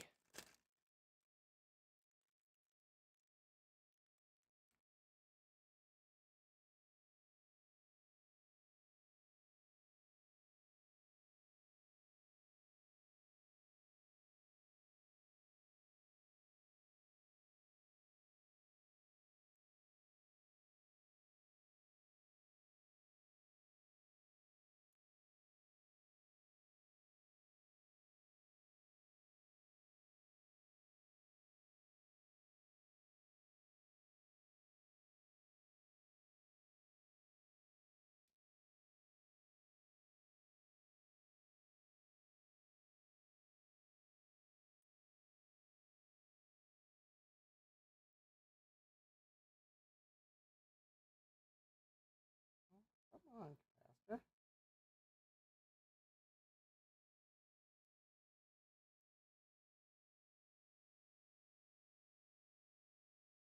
Oh, I had it in once. There we go.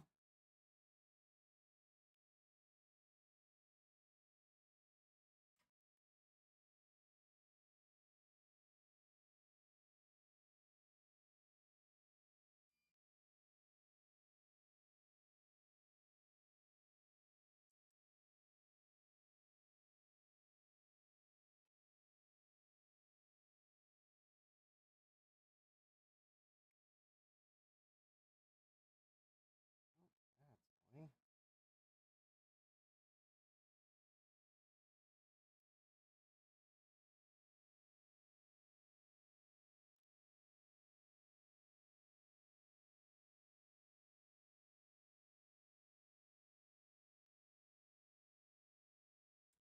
Alright, hold please while I make this look nicer.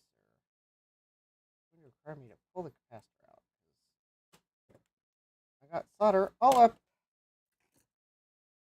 the leg.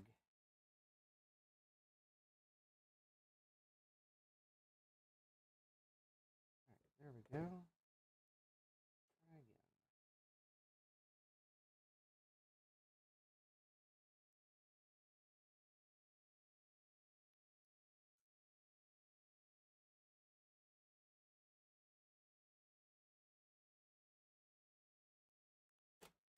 Alright, try again.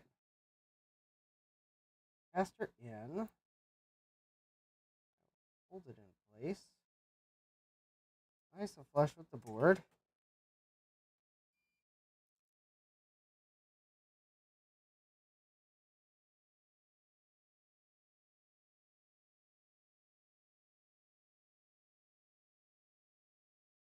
Tack it in place.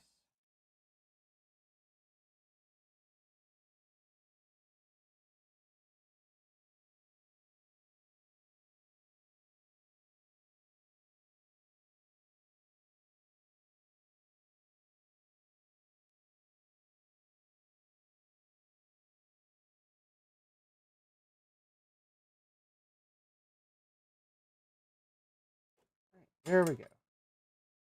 Excellent. There we go. That looks good.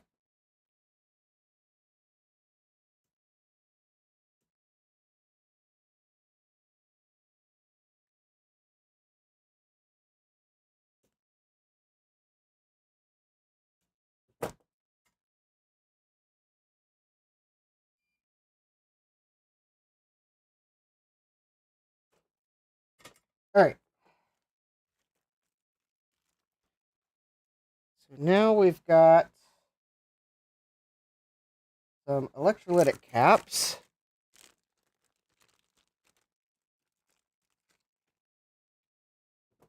And then I think that leaves me with like the switches and knobs and everything.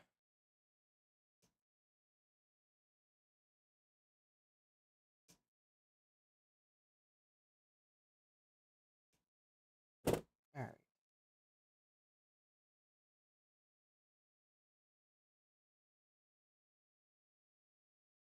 Oh, you know, I think there might be some header pins.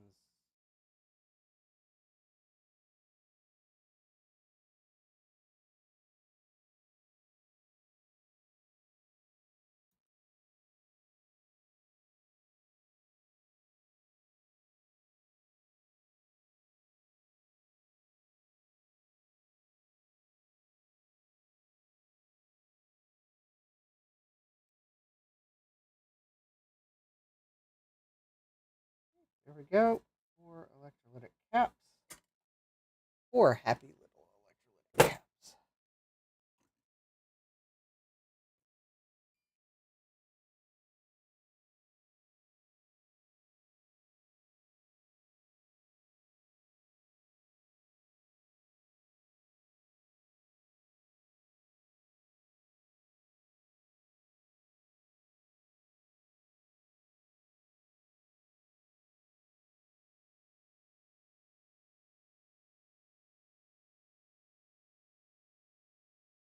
Okay. Those look decent. All right.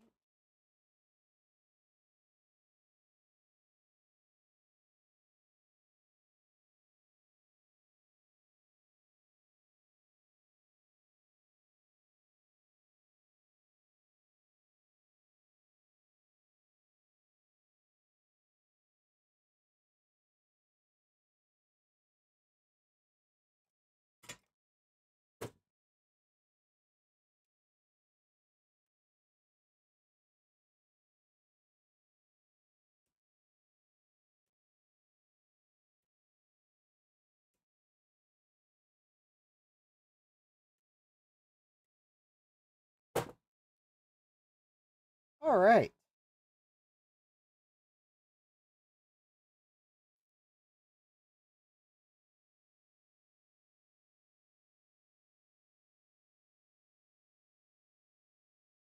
All right. So there's an LED here. Let's see. There it is. Oh, that's the switch. Oh, there we go. There's the LED.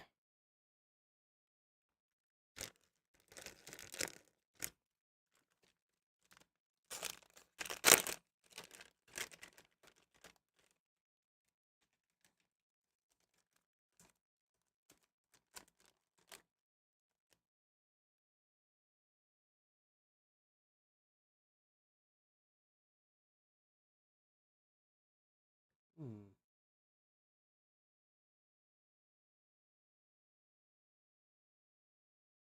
All right. I'm going to check the.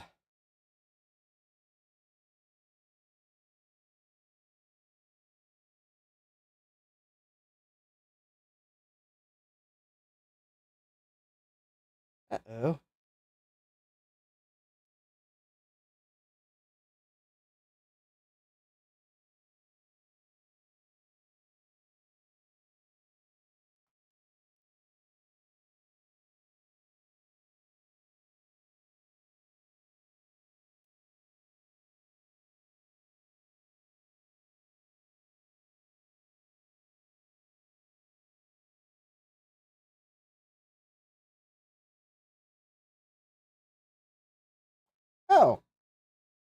Here's where the MIDI external connector is.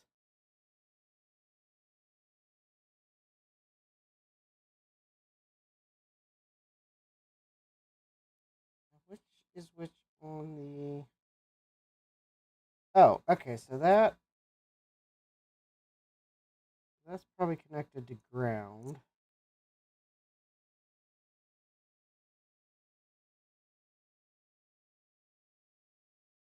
Somewhere.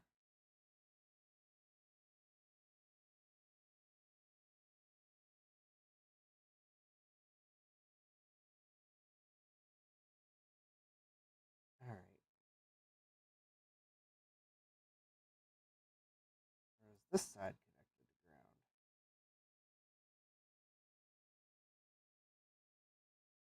No. I'm having trouble figuring out which way the LED goes in because...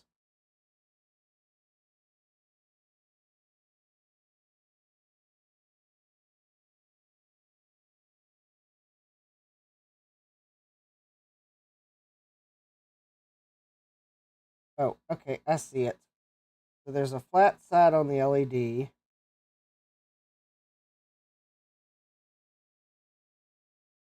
And there's a flat indication on the silk screen.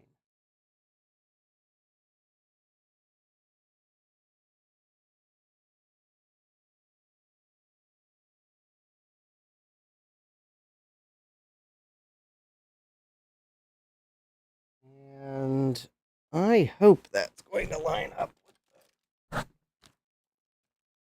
opening in the case.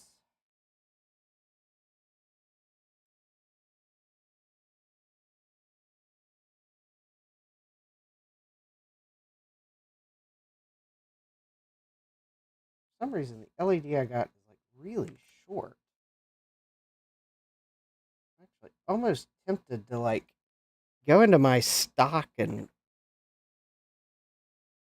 find an LED with longer leads. I think this LED has leads that are too short.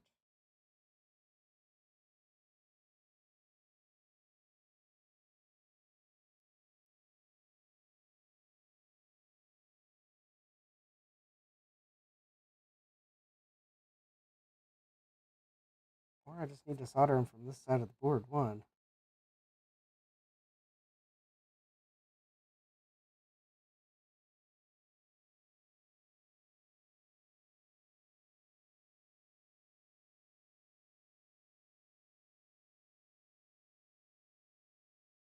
All right, let me try something here. All right, so one way you can test an LED is with a CR2032 battery. I just happen to have one here.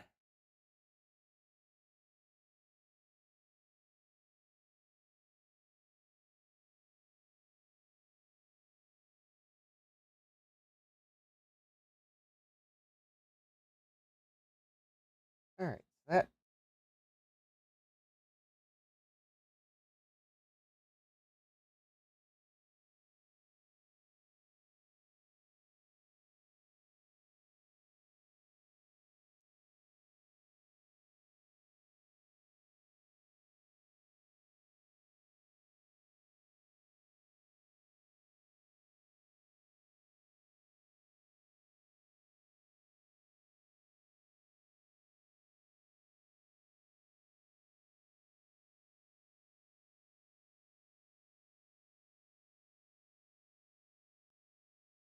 okay. Let's hold, please. All right. Let me open up the project box package.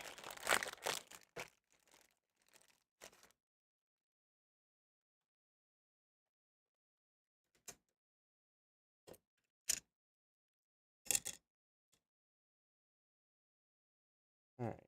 Let's take the board and we'll slide in the PCB.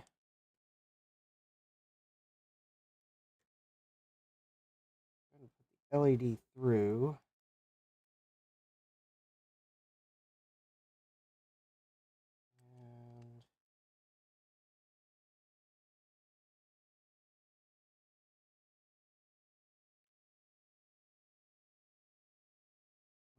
I can get it to line up like that.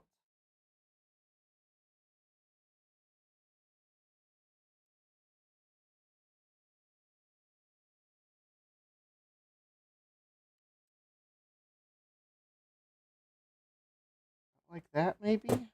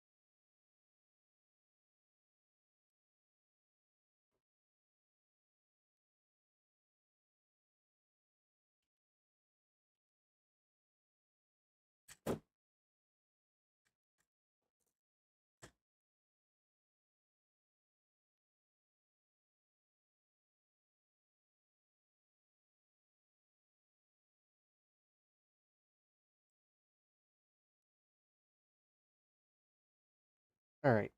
That LED is just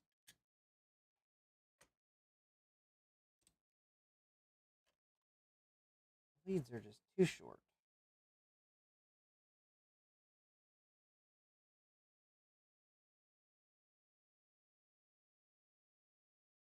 Okay, let me find a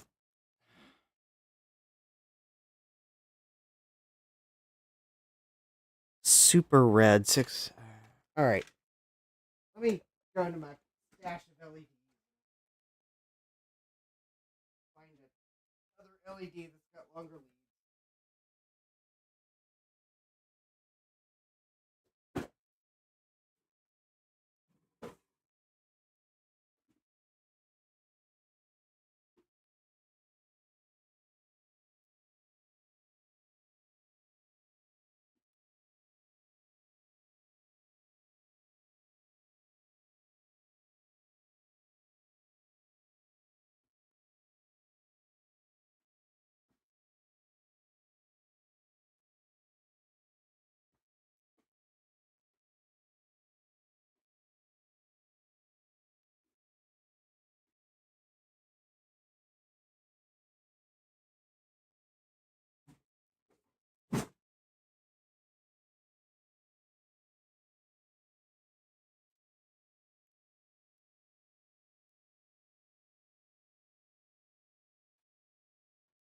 All right, there's some LEDs. I got an LED assortment.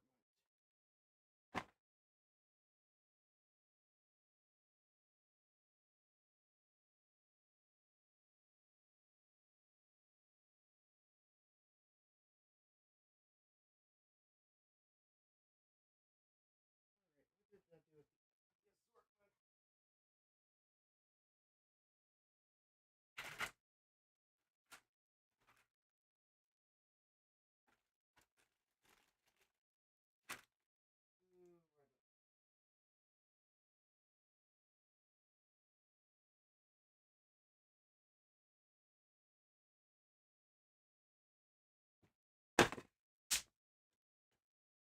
Oh wait, it's probably. Oh, I got bubble wrap under my chairs.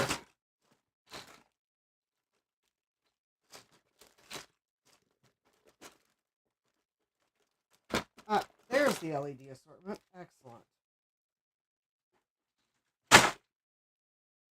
All right.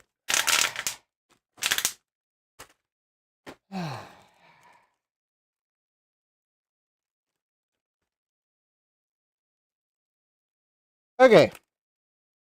Here we have some LEDs. I think they're the same diameter as the one I'm trying to use that I ordered.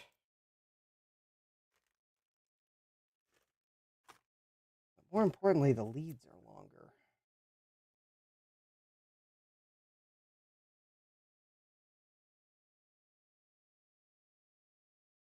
All right.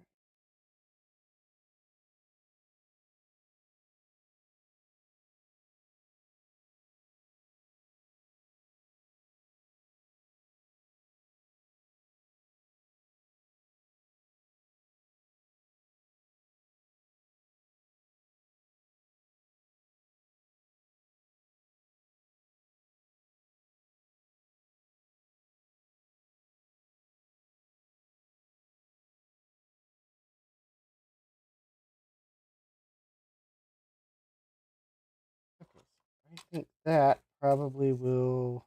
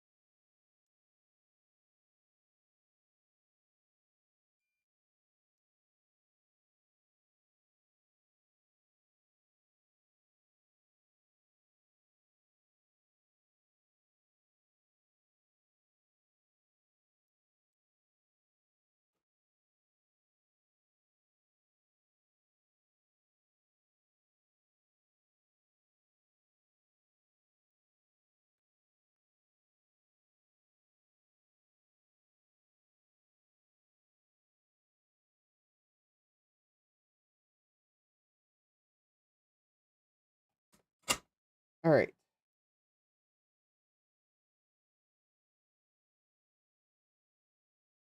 All right.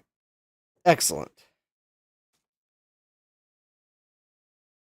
Now,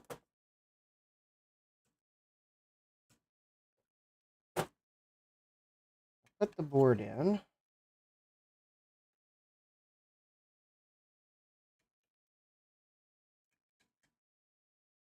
Put the faceplate on with it.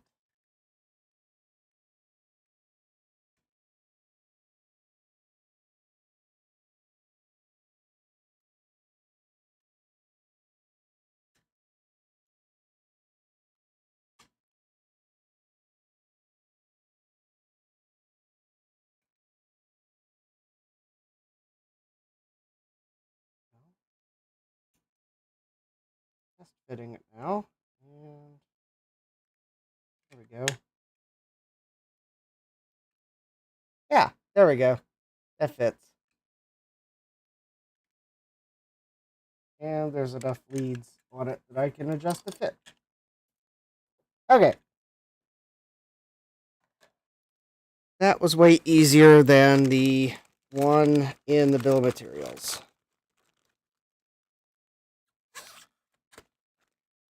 You know, I'm almost wondering if maybe when Mauser, because the part that I ordered was on Mauser's French site, but it then, when it detected I was in the US, it like automatically converted it to a, well, went to their US site. I'm wondering if maybe when it did that, if maybe not all the parts were quite the same.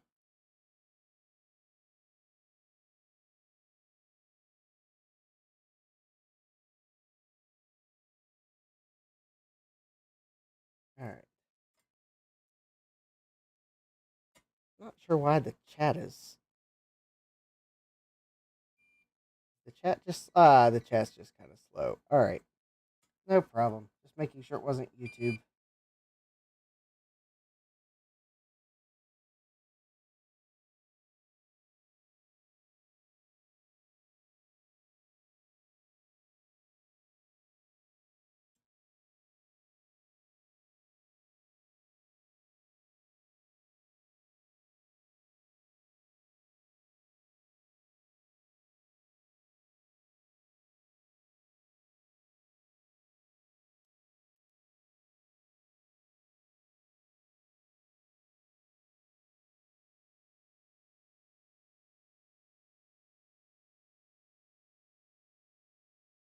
Here we go. There's the switch. All right. And that's the knob.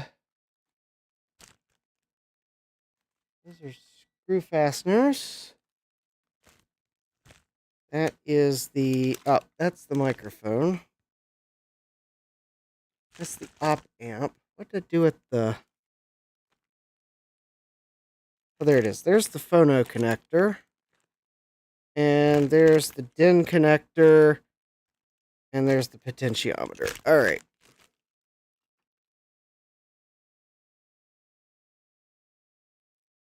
Let's see here.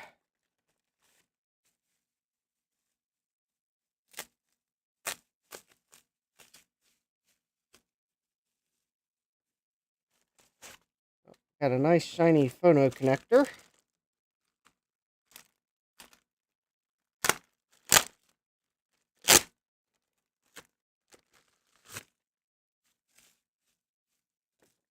And the potentiometer.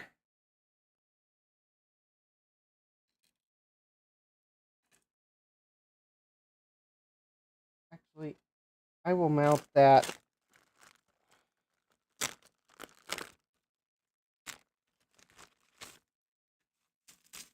after I clean the board a little bit. Just to get flux off. Alright, so we got the DIN connector.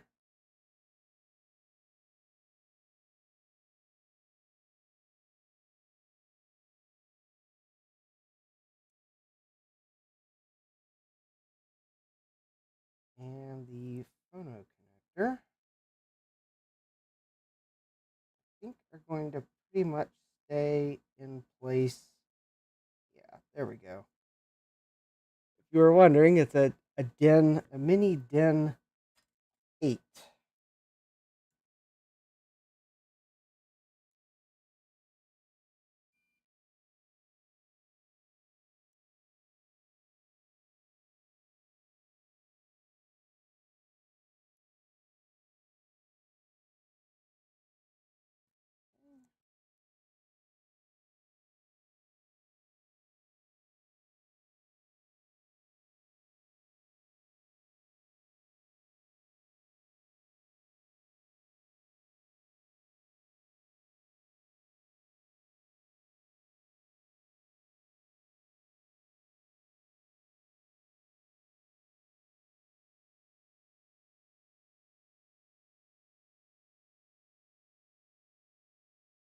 Okay, got the phono connector in, and that should be nice and solid.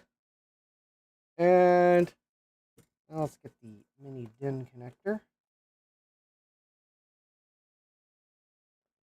Rain relief.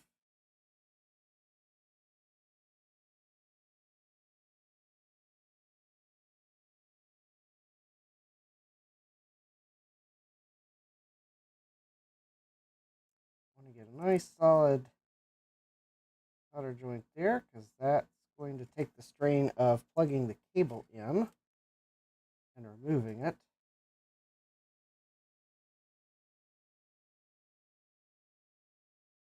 And then we'll get the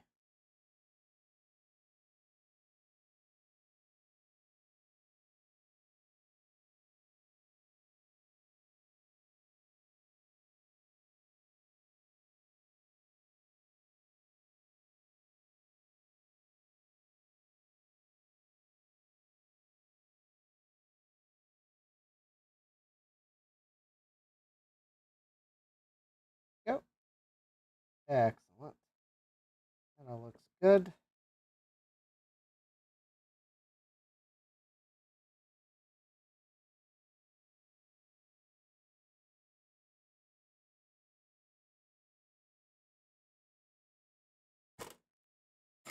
All right.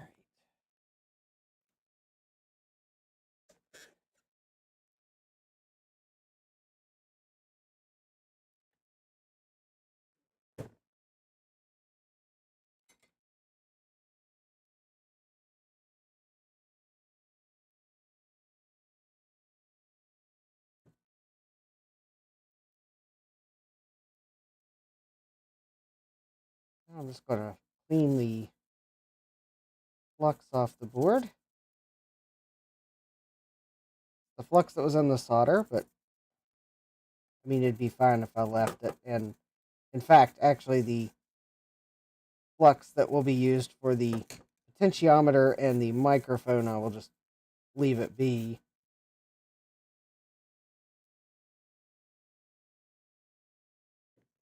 I see no sense to subject them to cleaning.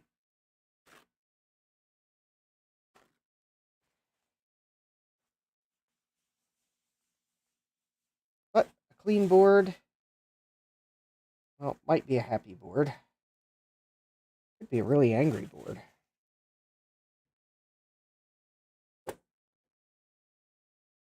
Could be a bored board if I record boring things with it. Oh, hey Jack, welcome. The project's going well. I just cleaned flux off the board before installing the last two components that I didn't want to get isopropyl on.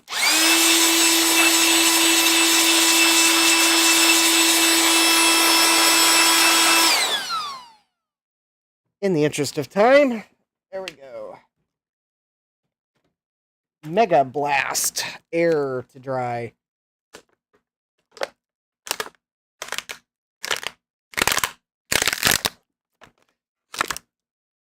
And hydration. All right. So, all right, we got the potentiometer.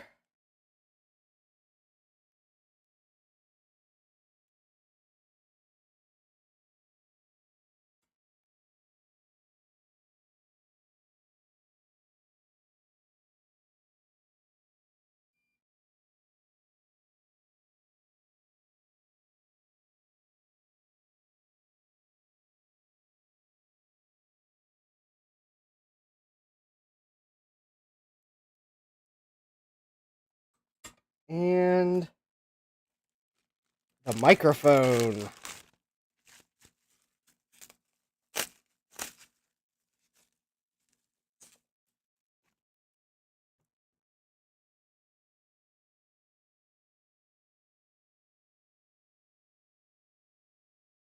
This little microphone.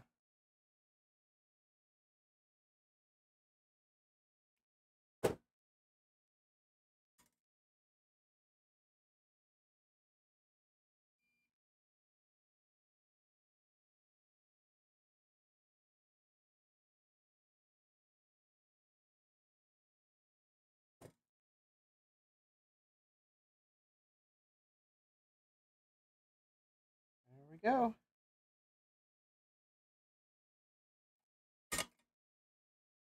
There we go. Now it's just to install the two chips, which one bit warned me to triple check.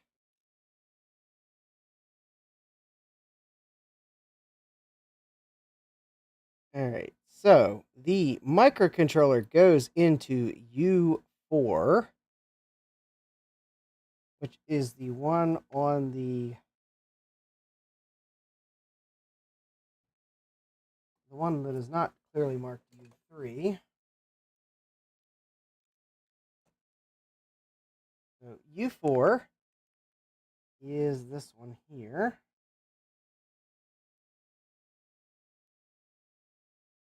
There we go. And the op amp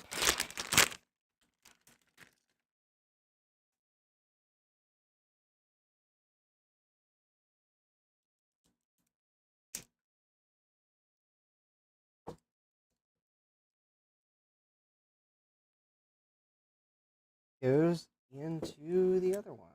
There we go. Oh, lovely. Where's the... Oh. Wow,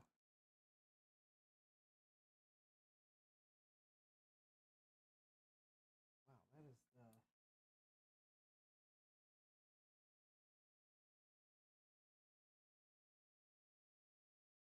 There we go. How cute is that? Look at that.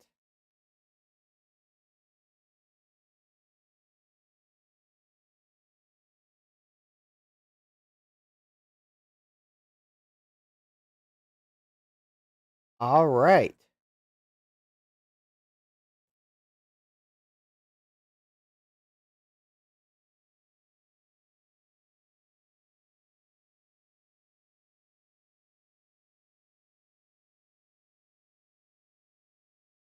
Not well, I got a slight problem with testing, and that is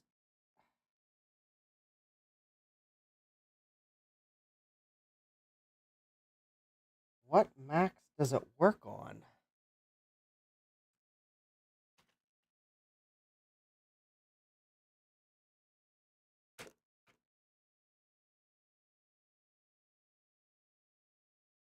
I'm tempted to like finish putting it together for the regret factor. If only because I'm afraid I'm gonna lose parts if I don't.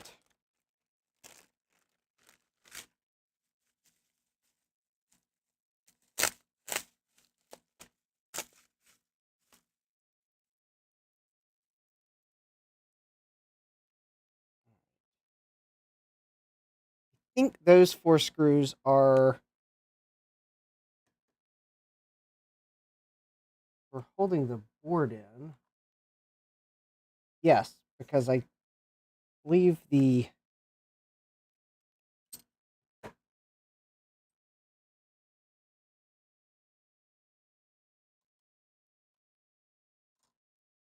the project enclosure only came with screws for the enclosure. I wanted to do it the other. Oh, there it is.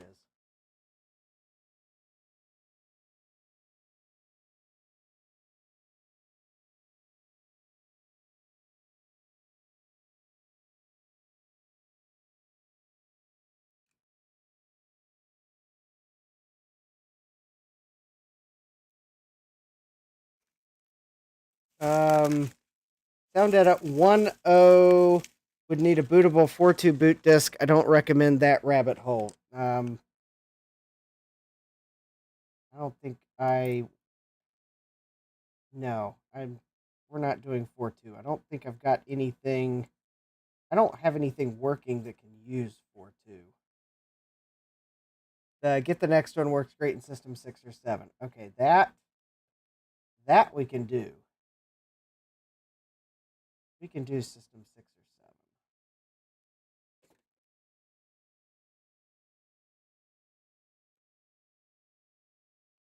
7. Oh, that's right. This has never been screwed together before. I am making the threads.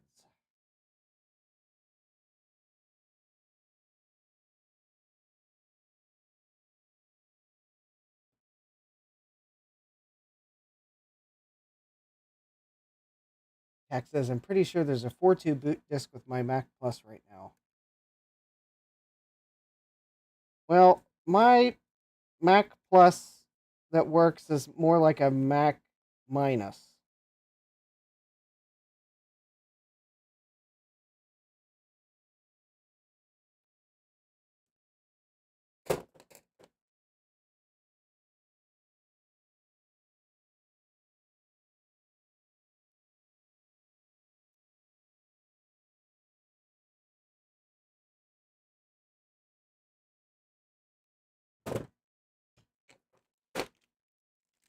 Is that your Mac Plus with video issues?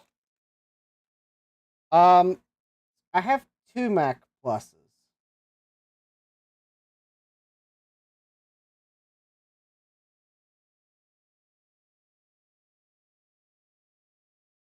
One has no power, and I got to order parts to try to fix it. I probably won't get parts ordered until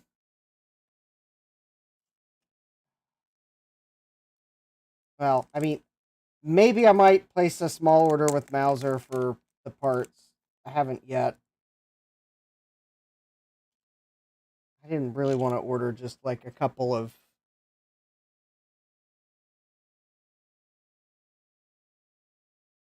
rectifying diodes and that it. My other Mac Plus, the one that I'm calling the Mac Minus, is the one that's got the broken case. Yeah, the one has no power, and I found on Dave's stream I had a shorted rectifying diode. Is DigiKey better for small orders? Maybe, but DigiKey would take at least a day extra to get to me.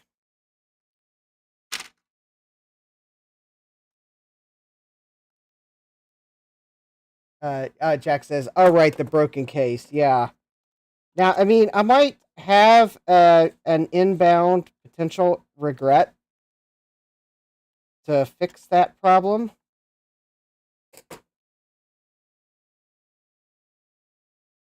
But I'm not going to get my hopes up till I see it because the seller could have like packaged it really badly and I get another broken case. But there we go. It's our TashRecorder, and this thing actually has some heft to it.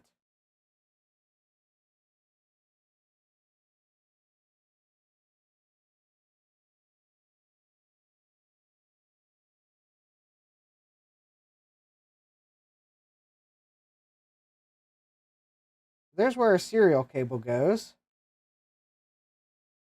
And there's our microphone holes and our clip LED. And there's the switch between mic and line. So I think that phono jack is the line in. No, Dave. We may not need to find a case for my Plus any longer. It depends on if the eBay seller packed it well and took good photos, or if they pack it poorly and I have to return it. Or they took bad photos and it's damaged, then I have to return it. But yeah, a Mac Plus shell showed up on eBay on and it was kind of one of my, I didn't really want to, I was kind of done with buying things from eBay for the month. But yeah, it showed up September 30th on eBay. I was like, I think they listed it the 30th or maybe the 29th, and I picked it up. It's like really dirty and it's got a dark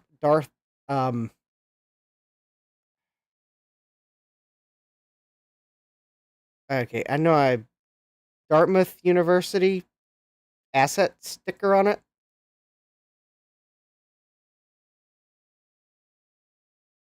Or at least I think that's what it is. Kind of hard to read in the photos. Yeah, that asset tag's going to have to come off somehow because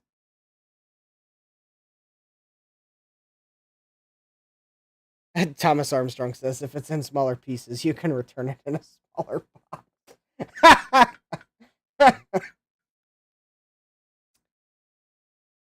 Yeah, cross your fingers. I might have it tomorrow because it made it to Richmond and it processed through the facility. So I may actually have it tomorrow. Because actually, that Plus is probably what I really want to try to use this with. But I guess in the absence of a Plus. Alright, let me see if. Okay. Oh, sorry. That's bubble wrap that I just rolled over with my chair. Alright. Let me see if I can find a serial cable. I think I've got one down here. And if I do, then I'll grab an LC.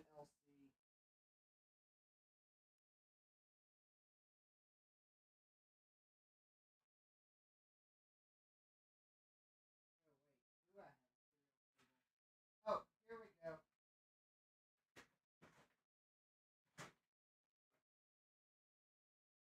Yay! I have a serial cable.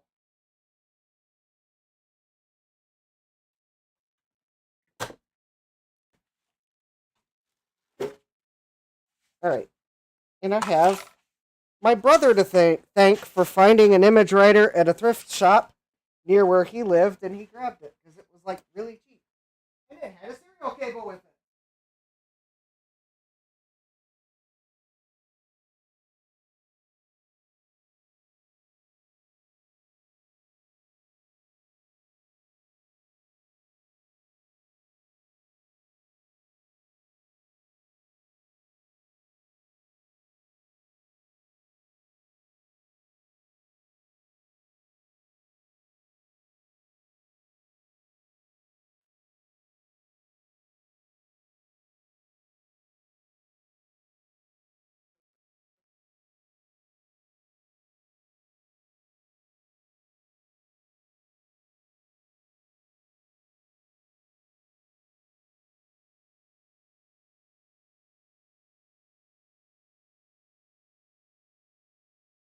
All right.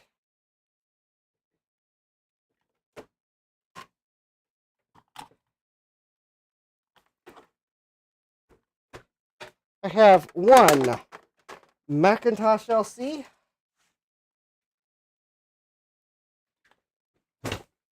It is the one that has the absolutely fantastically bodged egret chip.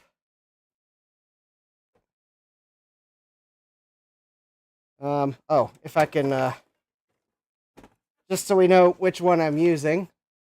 There we go. You can see the yellow solder mask on the egret. There you go for a little closer view. There's the egret chip, and there's the transistor, the through-hole transistor that is in place of a surface mount one. So that is the LC I picked for testing. Despite the fact it looks rough, it works well. Or at least it worked well last time I used it. Alright, let's see here. Let me grab the video cable. The Mac video adapter, which may not be set correctly for an LC. We shall see. Alright, there is a blue SCSI in the Mac. I probably will need the floppy emu to load software. Let's see here. I need an ADB keyboard and mouse. Alright, I'll have to go grab that. And I'm feeling... Let's see, do I want to put this in the printer or the modem port? I'd presume modem. Because I would presume they would intend that you might still have a printer plugged in. Alright. So serial, monitor, power.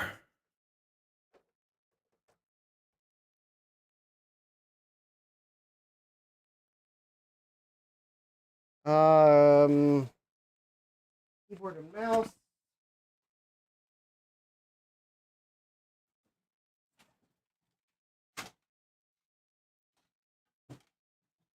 Oh wait, that's just oh, I don't want that keyboard. I want this one. There we go.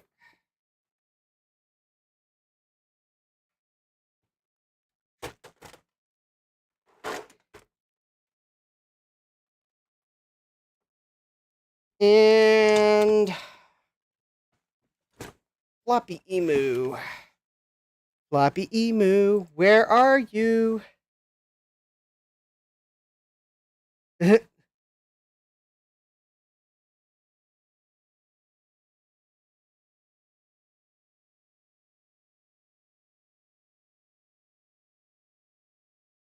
don't have to use the plus. If you have an SE or SE30, it'll work fine too. Well, I've got an SE, but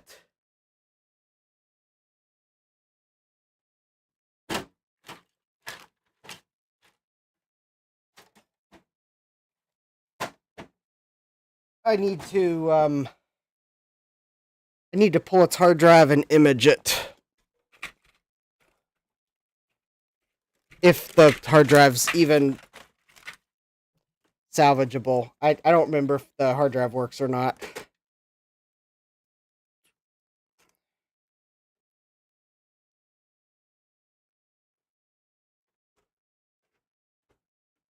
It's...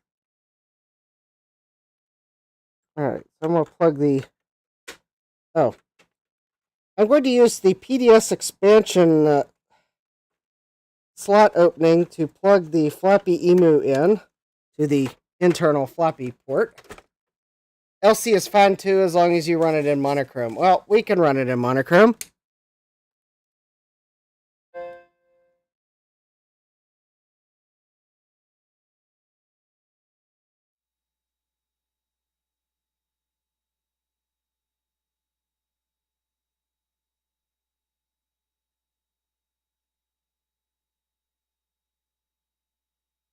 There we go.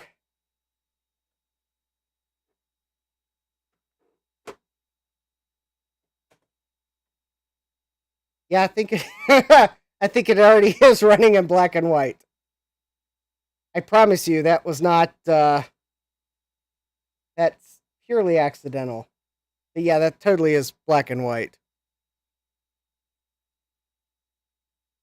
In fact, there may not be a clock battery in it. I didn't open it far enough to look. 12:33 p.m.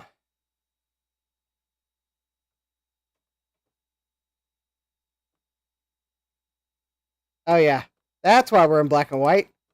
I don't have a PRAM battery in it.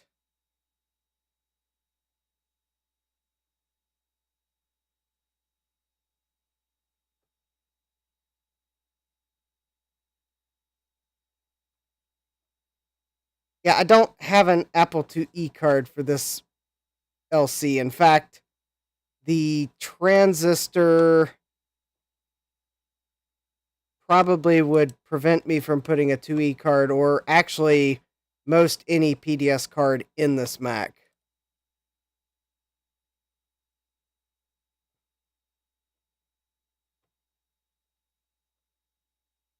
Let's see, 10:03.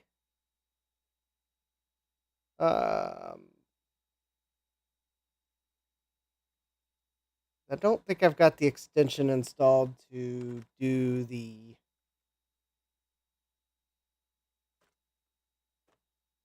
set 2000. So there we go. At least I got a slightly newer time. All right. So let me go to the garden and hopefully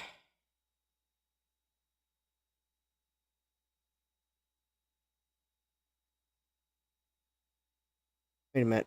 Do I already have the tab open? No, not on this computer. So I want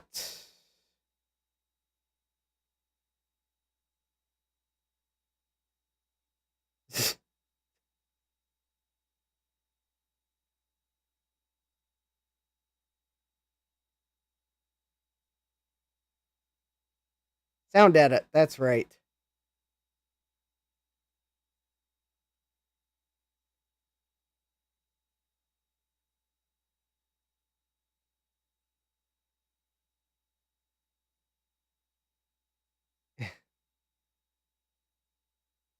Sound edit.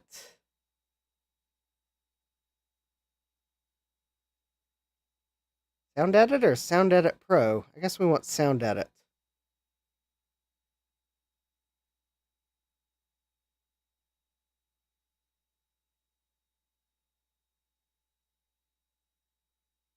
Oh, great. It's a stuff it archive.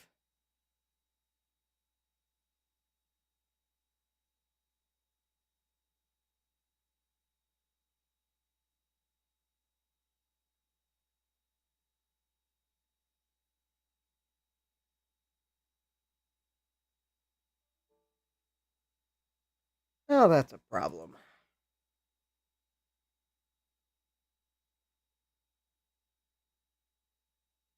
I don't have a Blue Sky ZV2 in this Mac.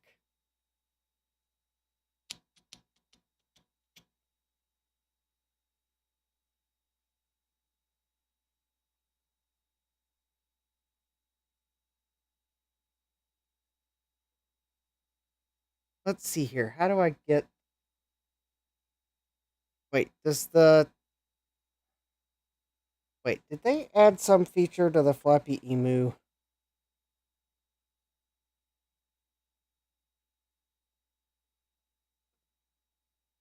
And if they did, do I have the firmware installed for it?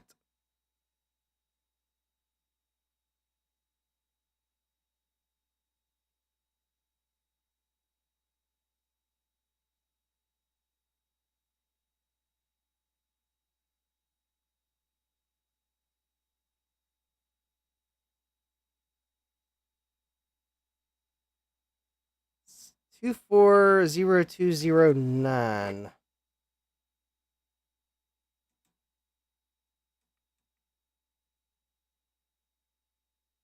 Okay, that is the version I have installed. Do I remember correctly that they added a feature that you could drop a file onto the floppy emu and mount it, and it would automatically create a floppy image?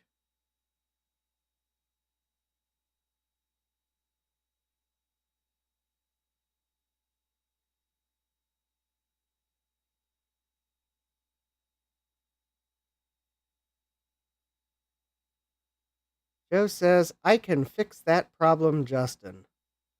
Well, I could fix that problem too if I would bother to 7.1 with the it's 7.1 set up like Eric Helgeson recommended in a video. So it's got the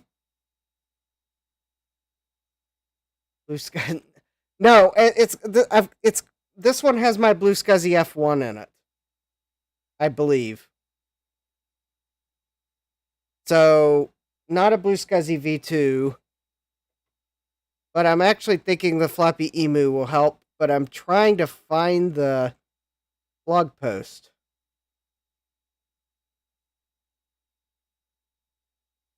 that announced the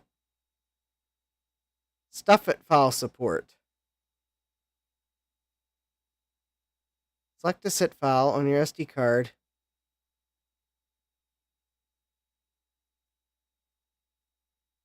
Yes. I did correctly remember. Now, is the file small enough? Yes, the file is small enough. So, all I need to do is yoink the SD card out of the floppy emu, put it in my PC, copy the Stuff It file over,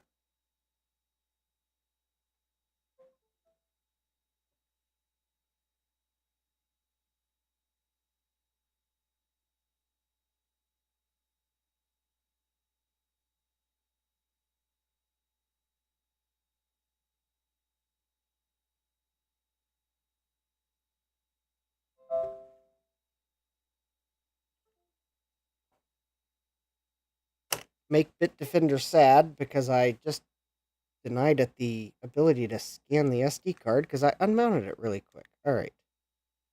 Exit menu.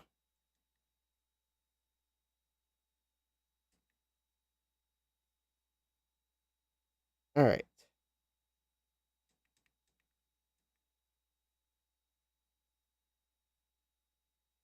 There we go. Oh, look at that. Oh, that is really cool. So I just dropped the Stuff It file onto the floppy emu's SD card, and it automatically created a disk image. That is really cool.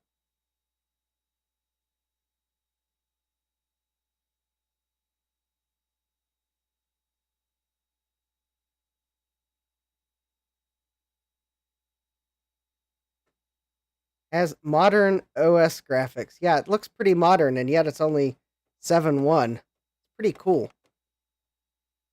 I forget what extension it is exactly. I'd have to go look.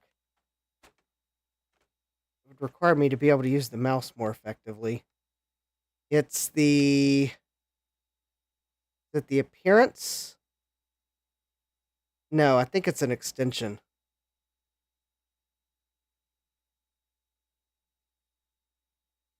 All right, let's get this sound edit installed here. All right, I should have.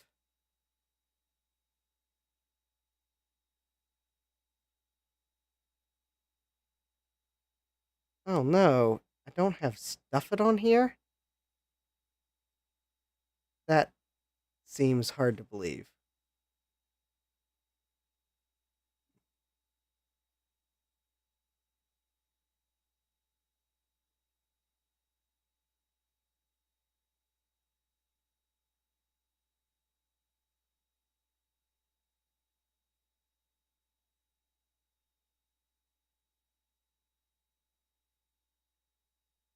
probably put a Blue SCSI V2 in here at some point. Now that, because when I put this back together last time, I didn't have the ones.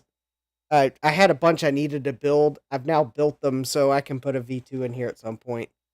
Then I could use the Blue SCSI file transfer program as well. But at least in the absence of that, I was able to use the floppy emu to my advantage. All right, so we can eject this disk. Oh, it would appear as if I... Oh, we're still waiting for Stuff It Expander to quit. Never mind.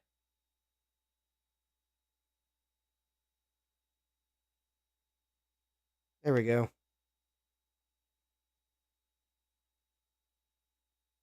All right. Now, there should be a disk image here somewhere. There it is.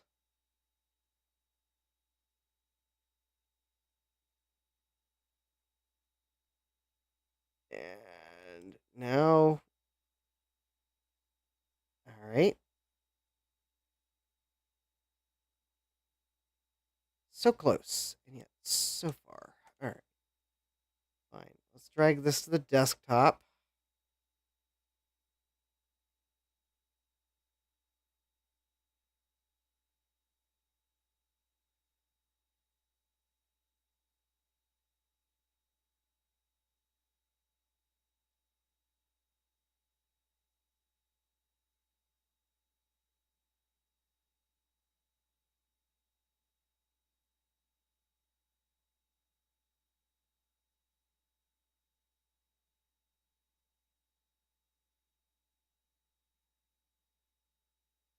There we go.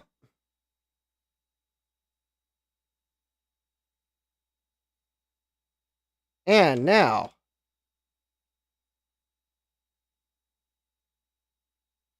oh, cool. All right. So now what I'm going to do is I am going to option. Is that the right key? Yes.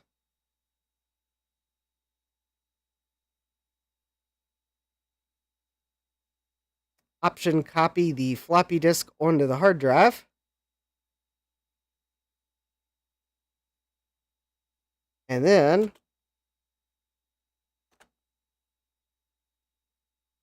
option F gives you the fancy F.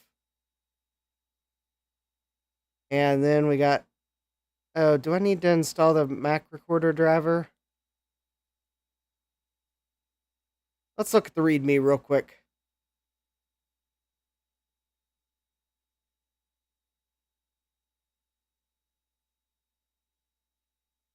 Telling me I should use Sound Edit Pro.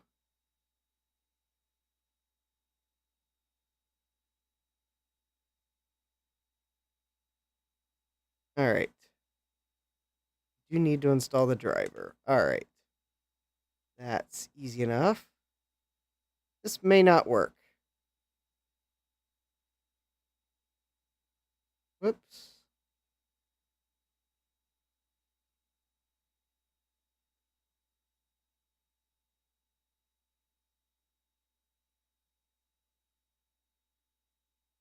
Oh, that's right. I thought you, yeah, you're right, Gutbomb. I forgot.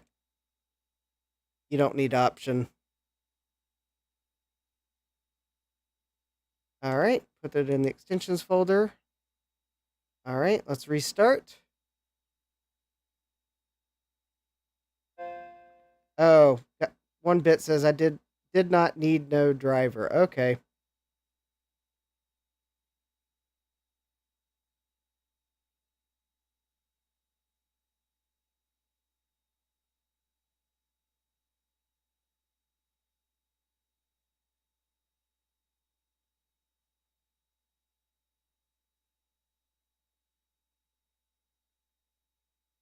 Well, it looks like we're no longer in monochrome mode for some strange reason, despite the fact I didn't change it.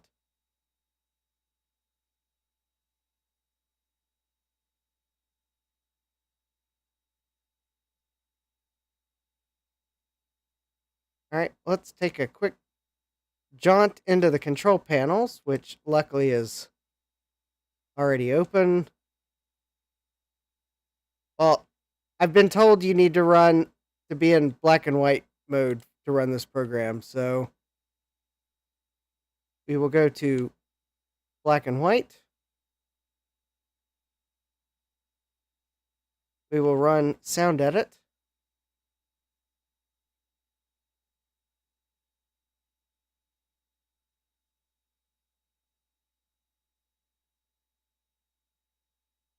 Recording options.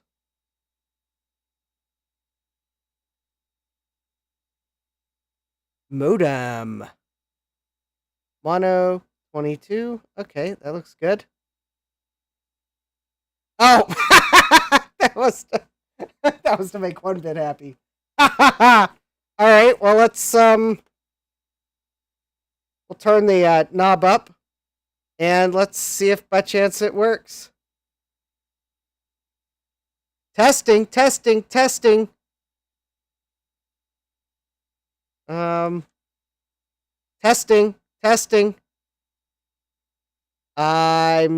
not sure it's working.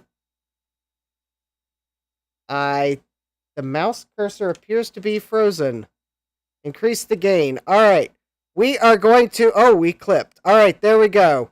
We are at near clipping levels here, and I'm just going to have to let it time out because the mouse cursor's frozen. It's... Oh, look at that. Is that the play button? You're recording seconds. It's... Oh. All right, let's see if that plays it back.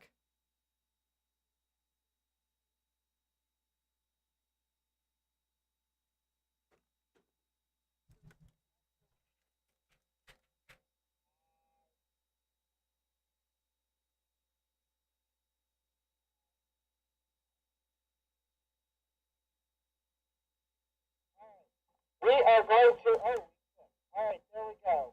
We are at near clipping levels here, and I'm just going to have to let it time out because the mouse is frozen.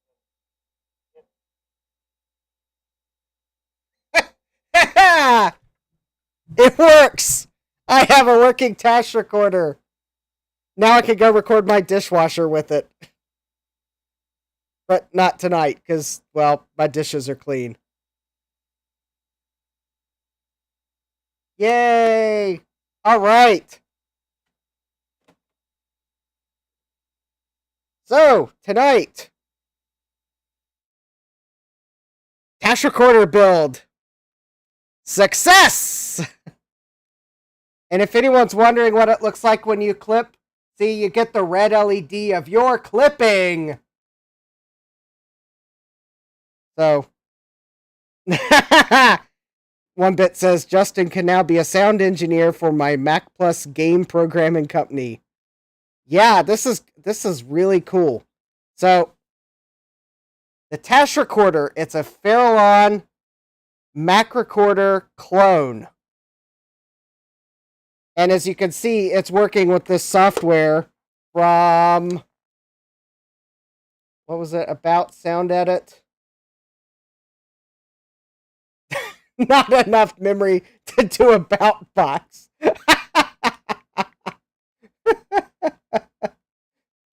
Okay, apparently I bet I'm in 24-bit addressing mode. Alright, good night, Joe. Anyways. Mac Plus Game Box is pinning at JCM-1, maybe. Oh, cool. Alright, well, I think it's been a successful night. I built a TashRecorder. I tested the TashRecorder, and it works, and I didn't blow up my LC in doing so. So, success all around. Also, my $45 single board computer works, which is like really awesome. And yeah. So, and I found the print buffer that I ordered, and then it got buried in a pile of boxes upstairs. And today, while trying to pack something, realized that all those boxes were like awkward sizes, and They went away. They are going away. So no regrets tonight. So let's see here. Tuesday.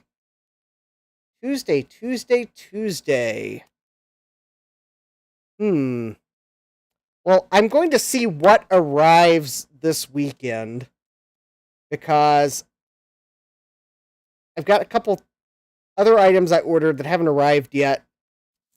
I got parts for things.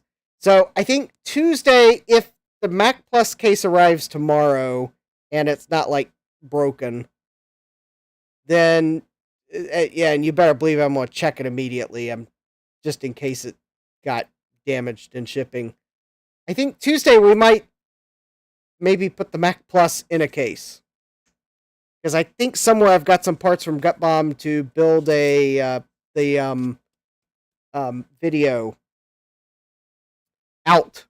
Because the battery holder's bashed on it. So have a replacement battery holder plus video out. So maybe we'll take a look at that on Tuesday. That'll give me a longer stream to do that.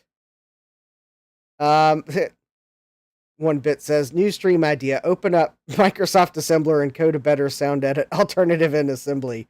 I think actually I would need a different assembler. Then again, maybe Microsoft Assembler might work just as well. And then I was thinking Thursday, if the part comes in, maybe we'll get industrial again. One bit says Macintosh Programming Workshop. Yeah, I knew it was one of those. I knew it began with an M, and it was either MetroWorks or Macintosh Programming Workshop. It was one of the two. I knew it begins with M. And it wasn't MASM. Or actually, no, I was thinking I would give the VIC-20 a slight rest before I come back around to VIC-20s. Oh, that's right. Okay, I did say that I was going to probably pull the VIC-20 out and see if the keyboard was cooperating tonight. We're out of time. We'll do that Tuesday. That actually will give it a week of just sitting, and we'll see if the keyboard's behaving after sitting for a week with the contact cleaner. So we'll do that Tuesday, see if that's working. I kind of like that idea. Tuesday, Mac Plus, if the case comes in, and Thursday, we'll get back to the industrial single board computer, maybe actually set something up. Who knows, maybe if I can find a 3D model to mount a BlueSCSI V2 non-initiator mode in a 3.5-inch drive bay. That could be really interesting. Anyways, it is past midnight, so I think with that, it is good to end the stream on a successful note. And I'm sure I'll have some fun with the TashRecorder, and if I record any cool sound samples, well, I'll definitely have to make sure to share them somehow. Probably to channel supporters first. But, yeah, let's see here. Oh, yeah, and that's right. I need to set something on my bench, because I got a request from RetroTech Chris, so someone reached out to him about a card that RetroTech Chris sent me, and their card's missing the ROM, so I need to dump the ROMs, but I'm not going to do that tonight, but I'm going to set the card on my workbench so I don't forget to do that tomorrow. Anyways, yeah, great stream. And let's see here, success. I do like the blue TashRecorder box, so now actually I'll be able to take a photo of it and update my thumbnail. I'll probably do that tomorrow as well. So let's see here. Yeah, don't forget to smash that like button if you like the occasional build live stream. And if you do, then maybe I'll be able to find other cool projects like this in the future to build. And it'll just mainly be a build stream. That was about the right size project for a 3-hour live stream. Plus, we got to do Wheel of Regrets. So, yeah. If you've got an idea for a project that works with a vintage computer, then leave a comment, and maybe we'll do more build live streams. Hey, Jack says, I'm glad Code Warrior came along. Yes. One bit says, or just semantic think C++ with inline assembly. Yes, that also would work. And don't forget to subscribe and turn on notifications so you know when I go live next. And because you've got an idea of things I have to work on in the future. So, yeah, I'd like to work on various projects, like to keep it fresh, kind of rotate the project. So anyways, with that, I'm going to wish everyone a great rest of your day. Thank you for joining me, hanging out, being cool in the chat, and being here for the success. And with that, I'm going to make sure my finger is on the correct button. So take care and God bless. Computerized Start is brought to you by my awesome patrons on Patreon and by your tips and memberships on Ko-fi. These and other channel supporters make my live streams possible. You too can become a channel supporter with tiers starting at just $1. Don't forget to smash that like button. And if you've liked what you've seen, subscribe and turn on notifications so that you don't miss the next video or live stream. And as always, thank you for all your support. I hope to see you next time. And until then, take care.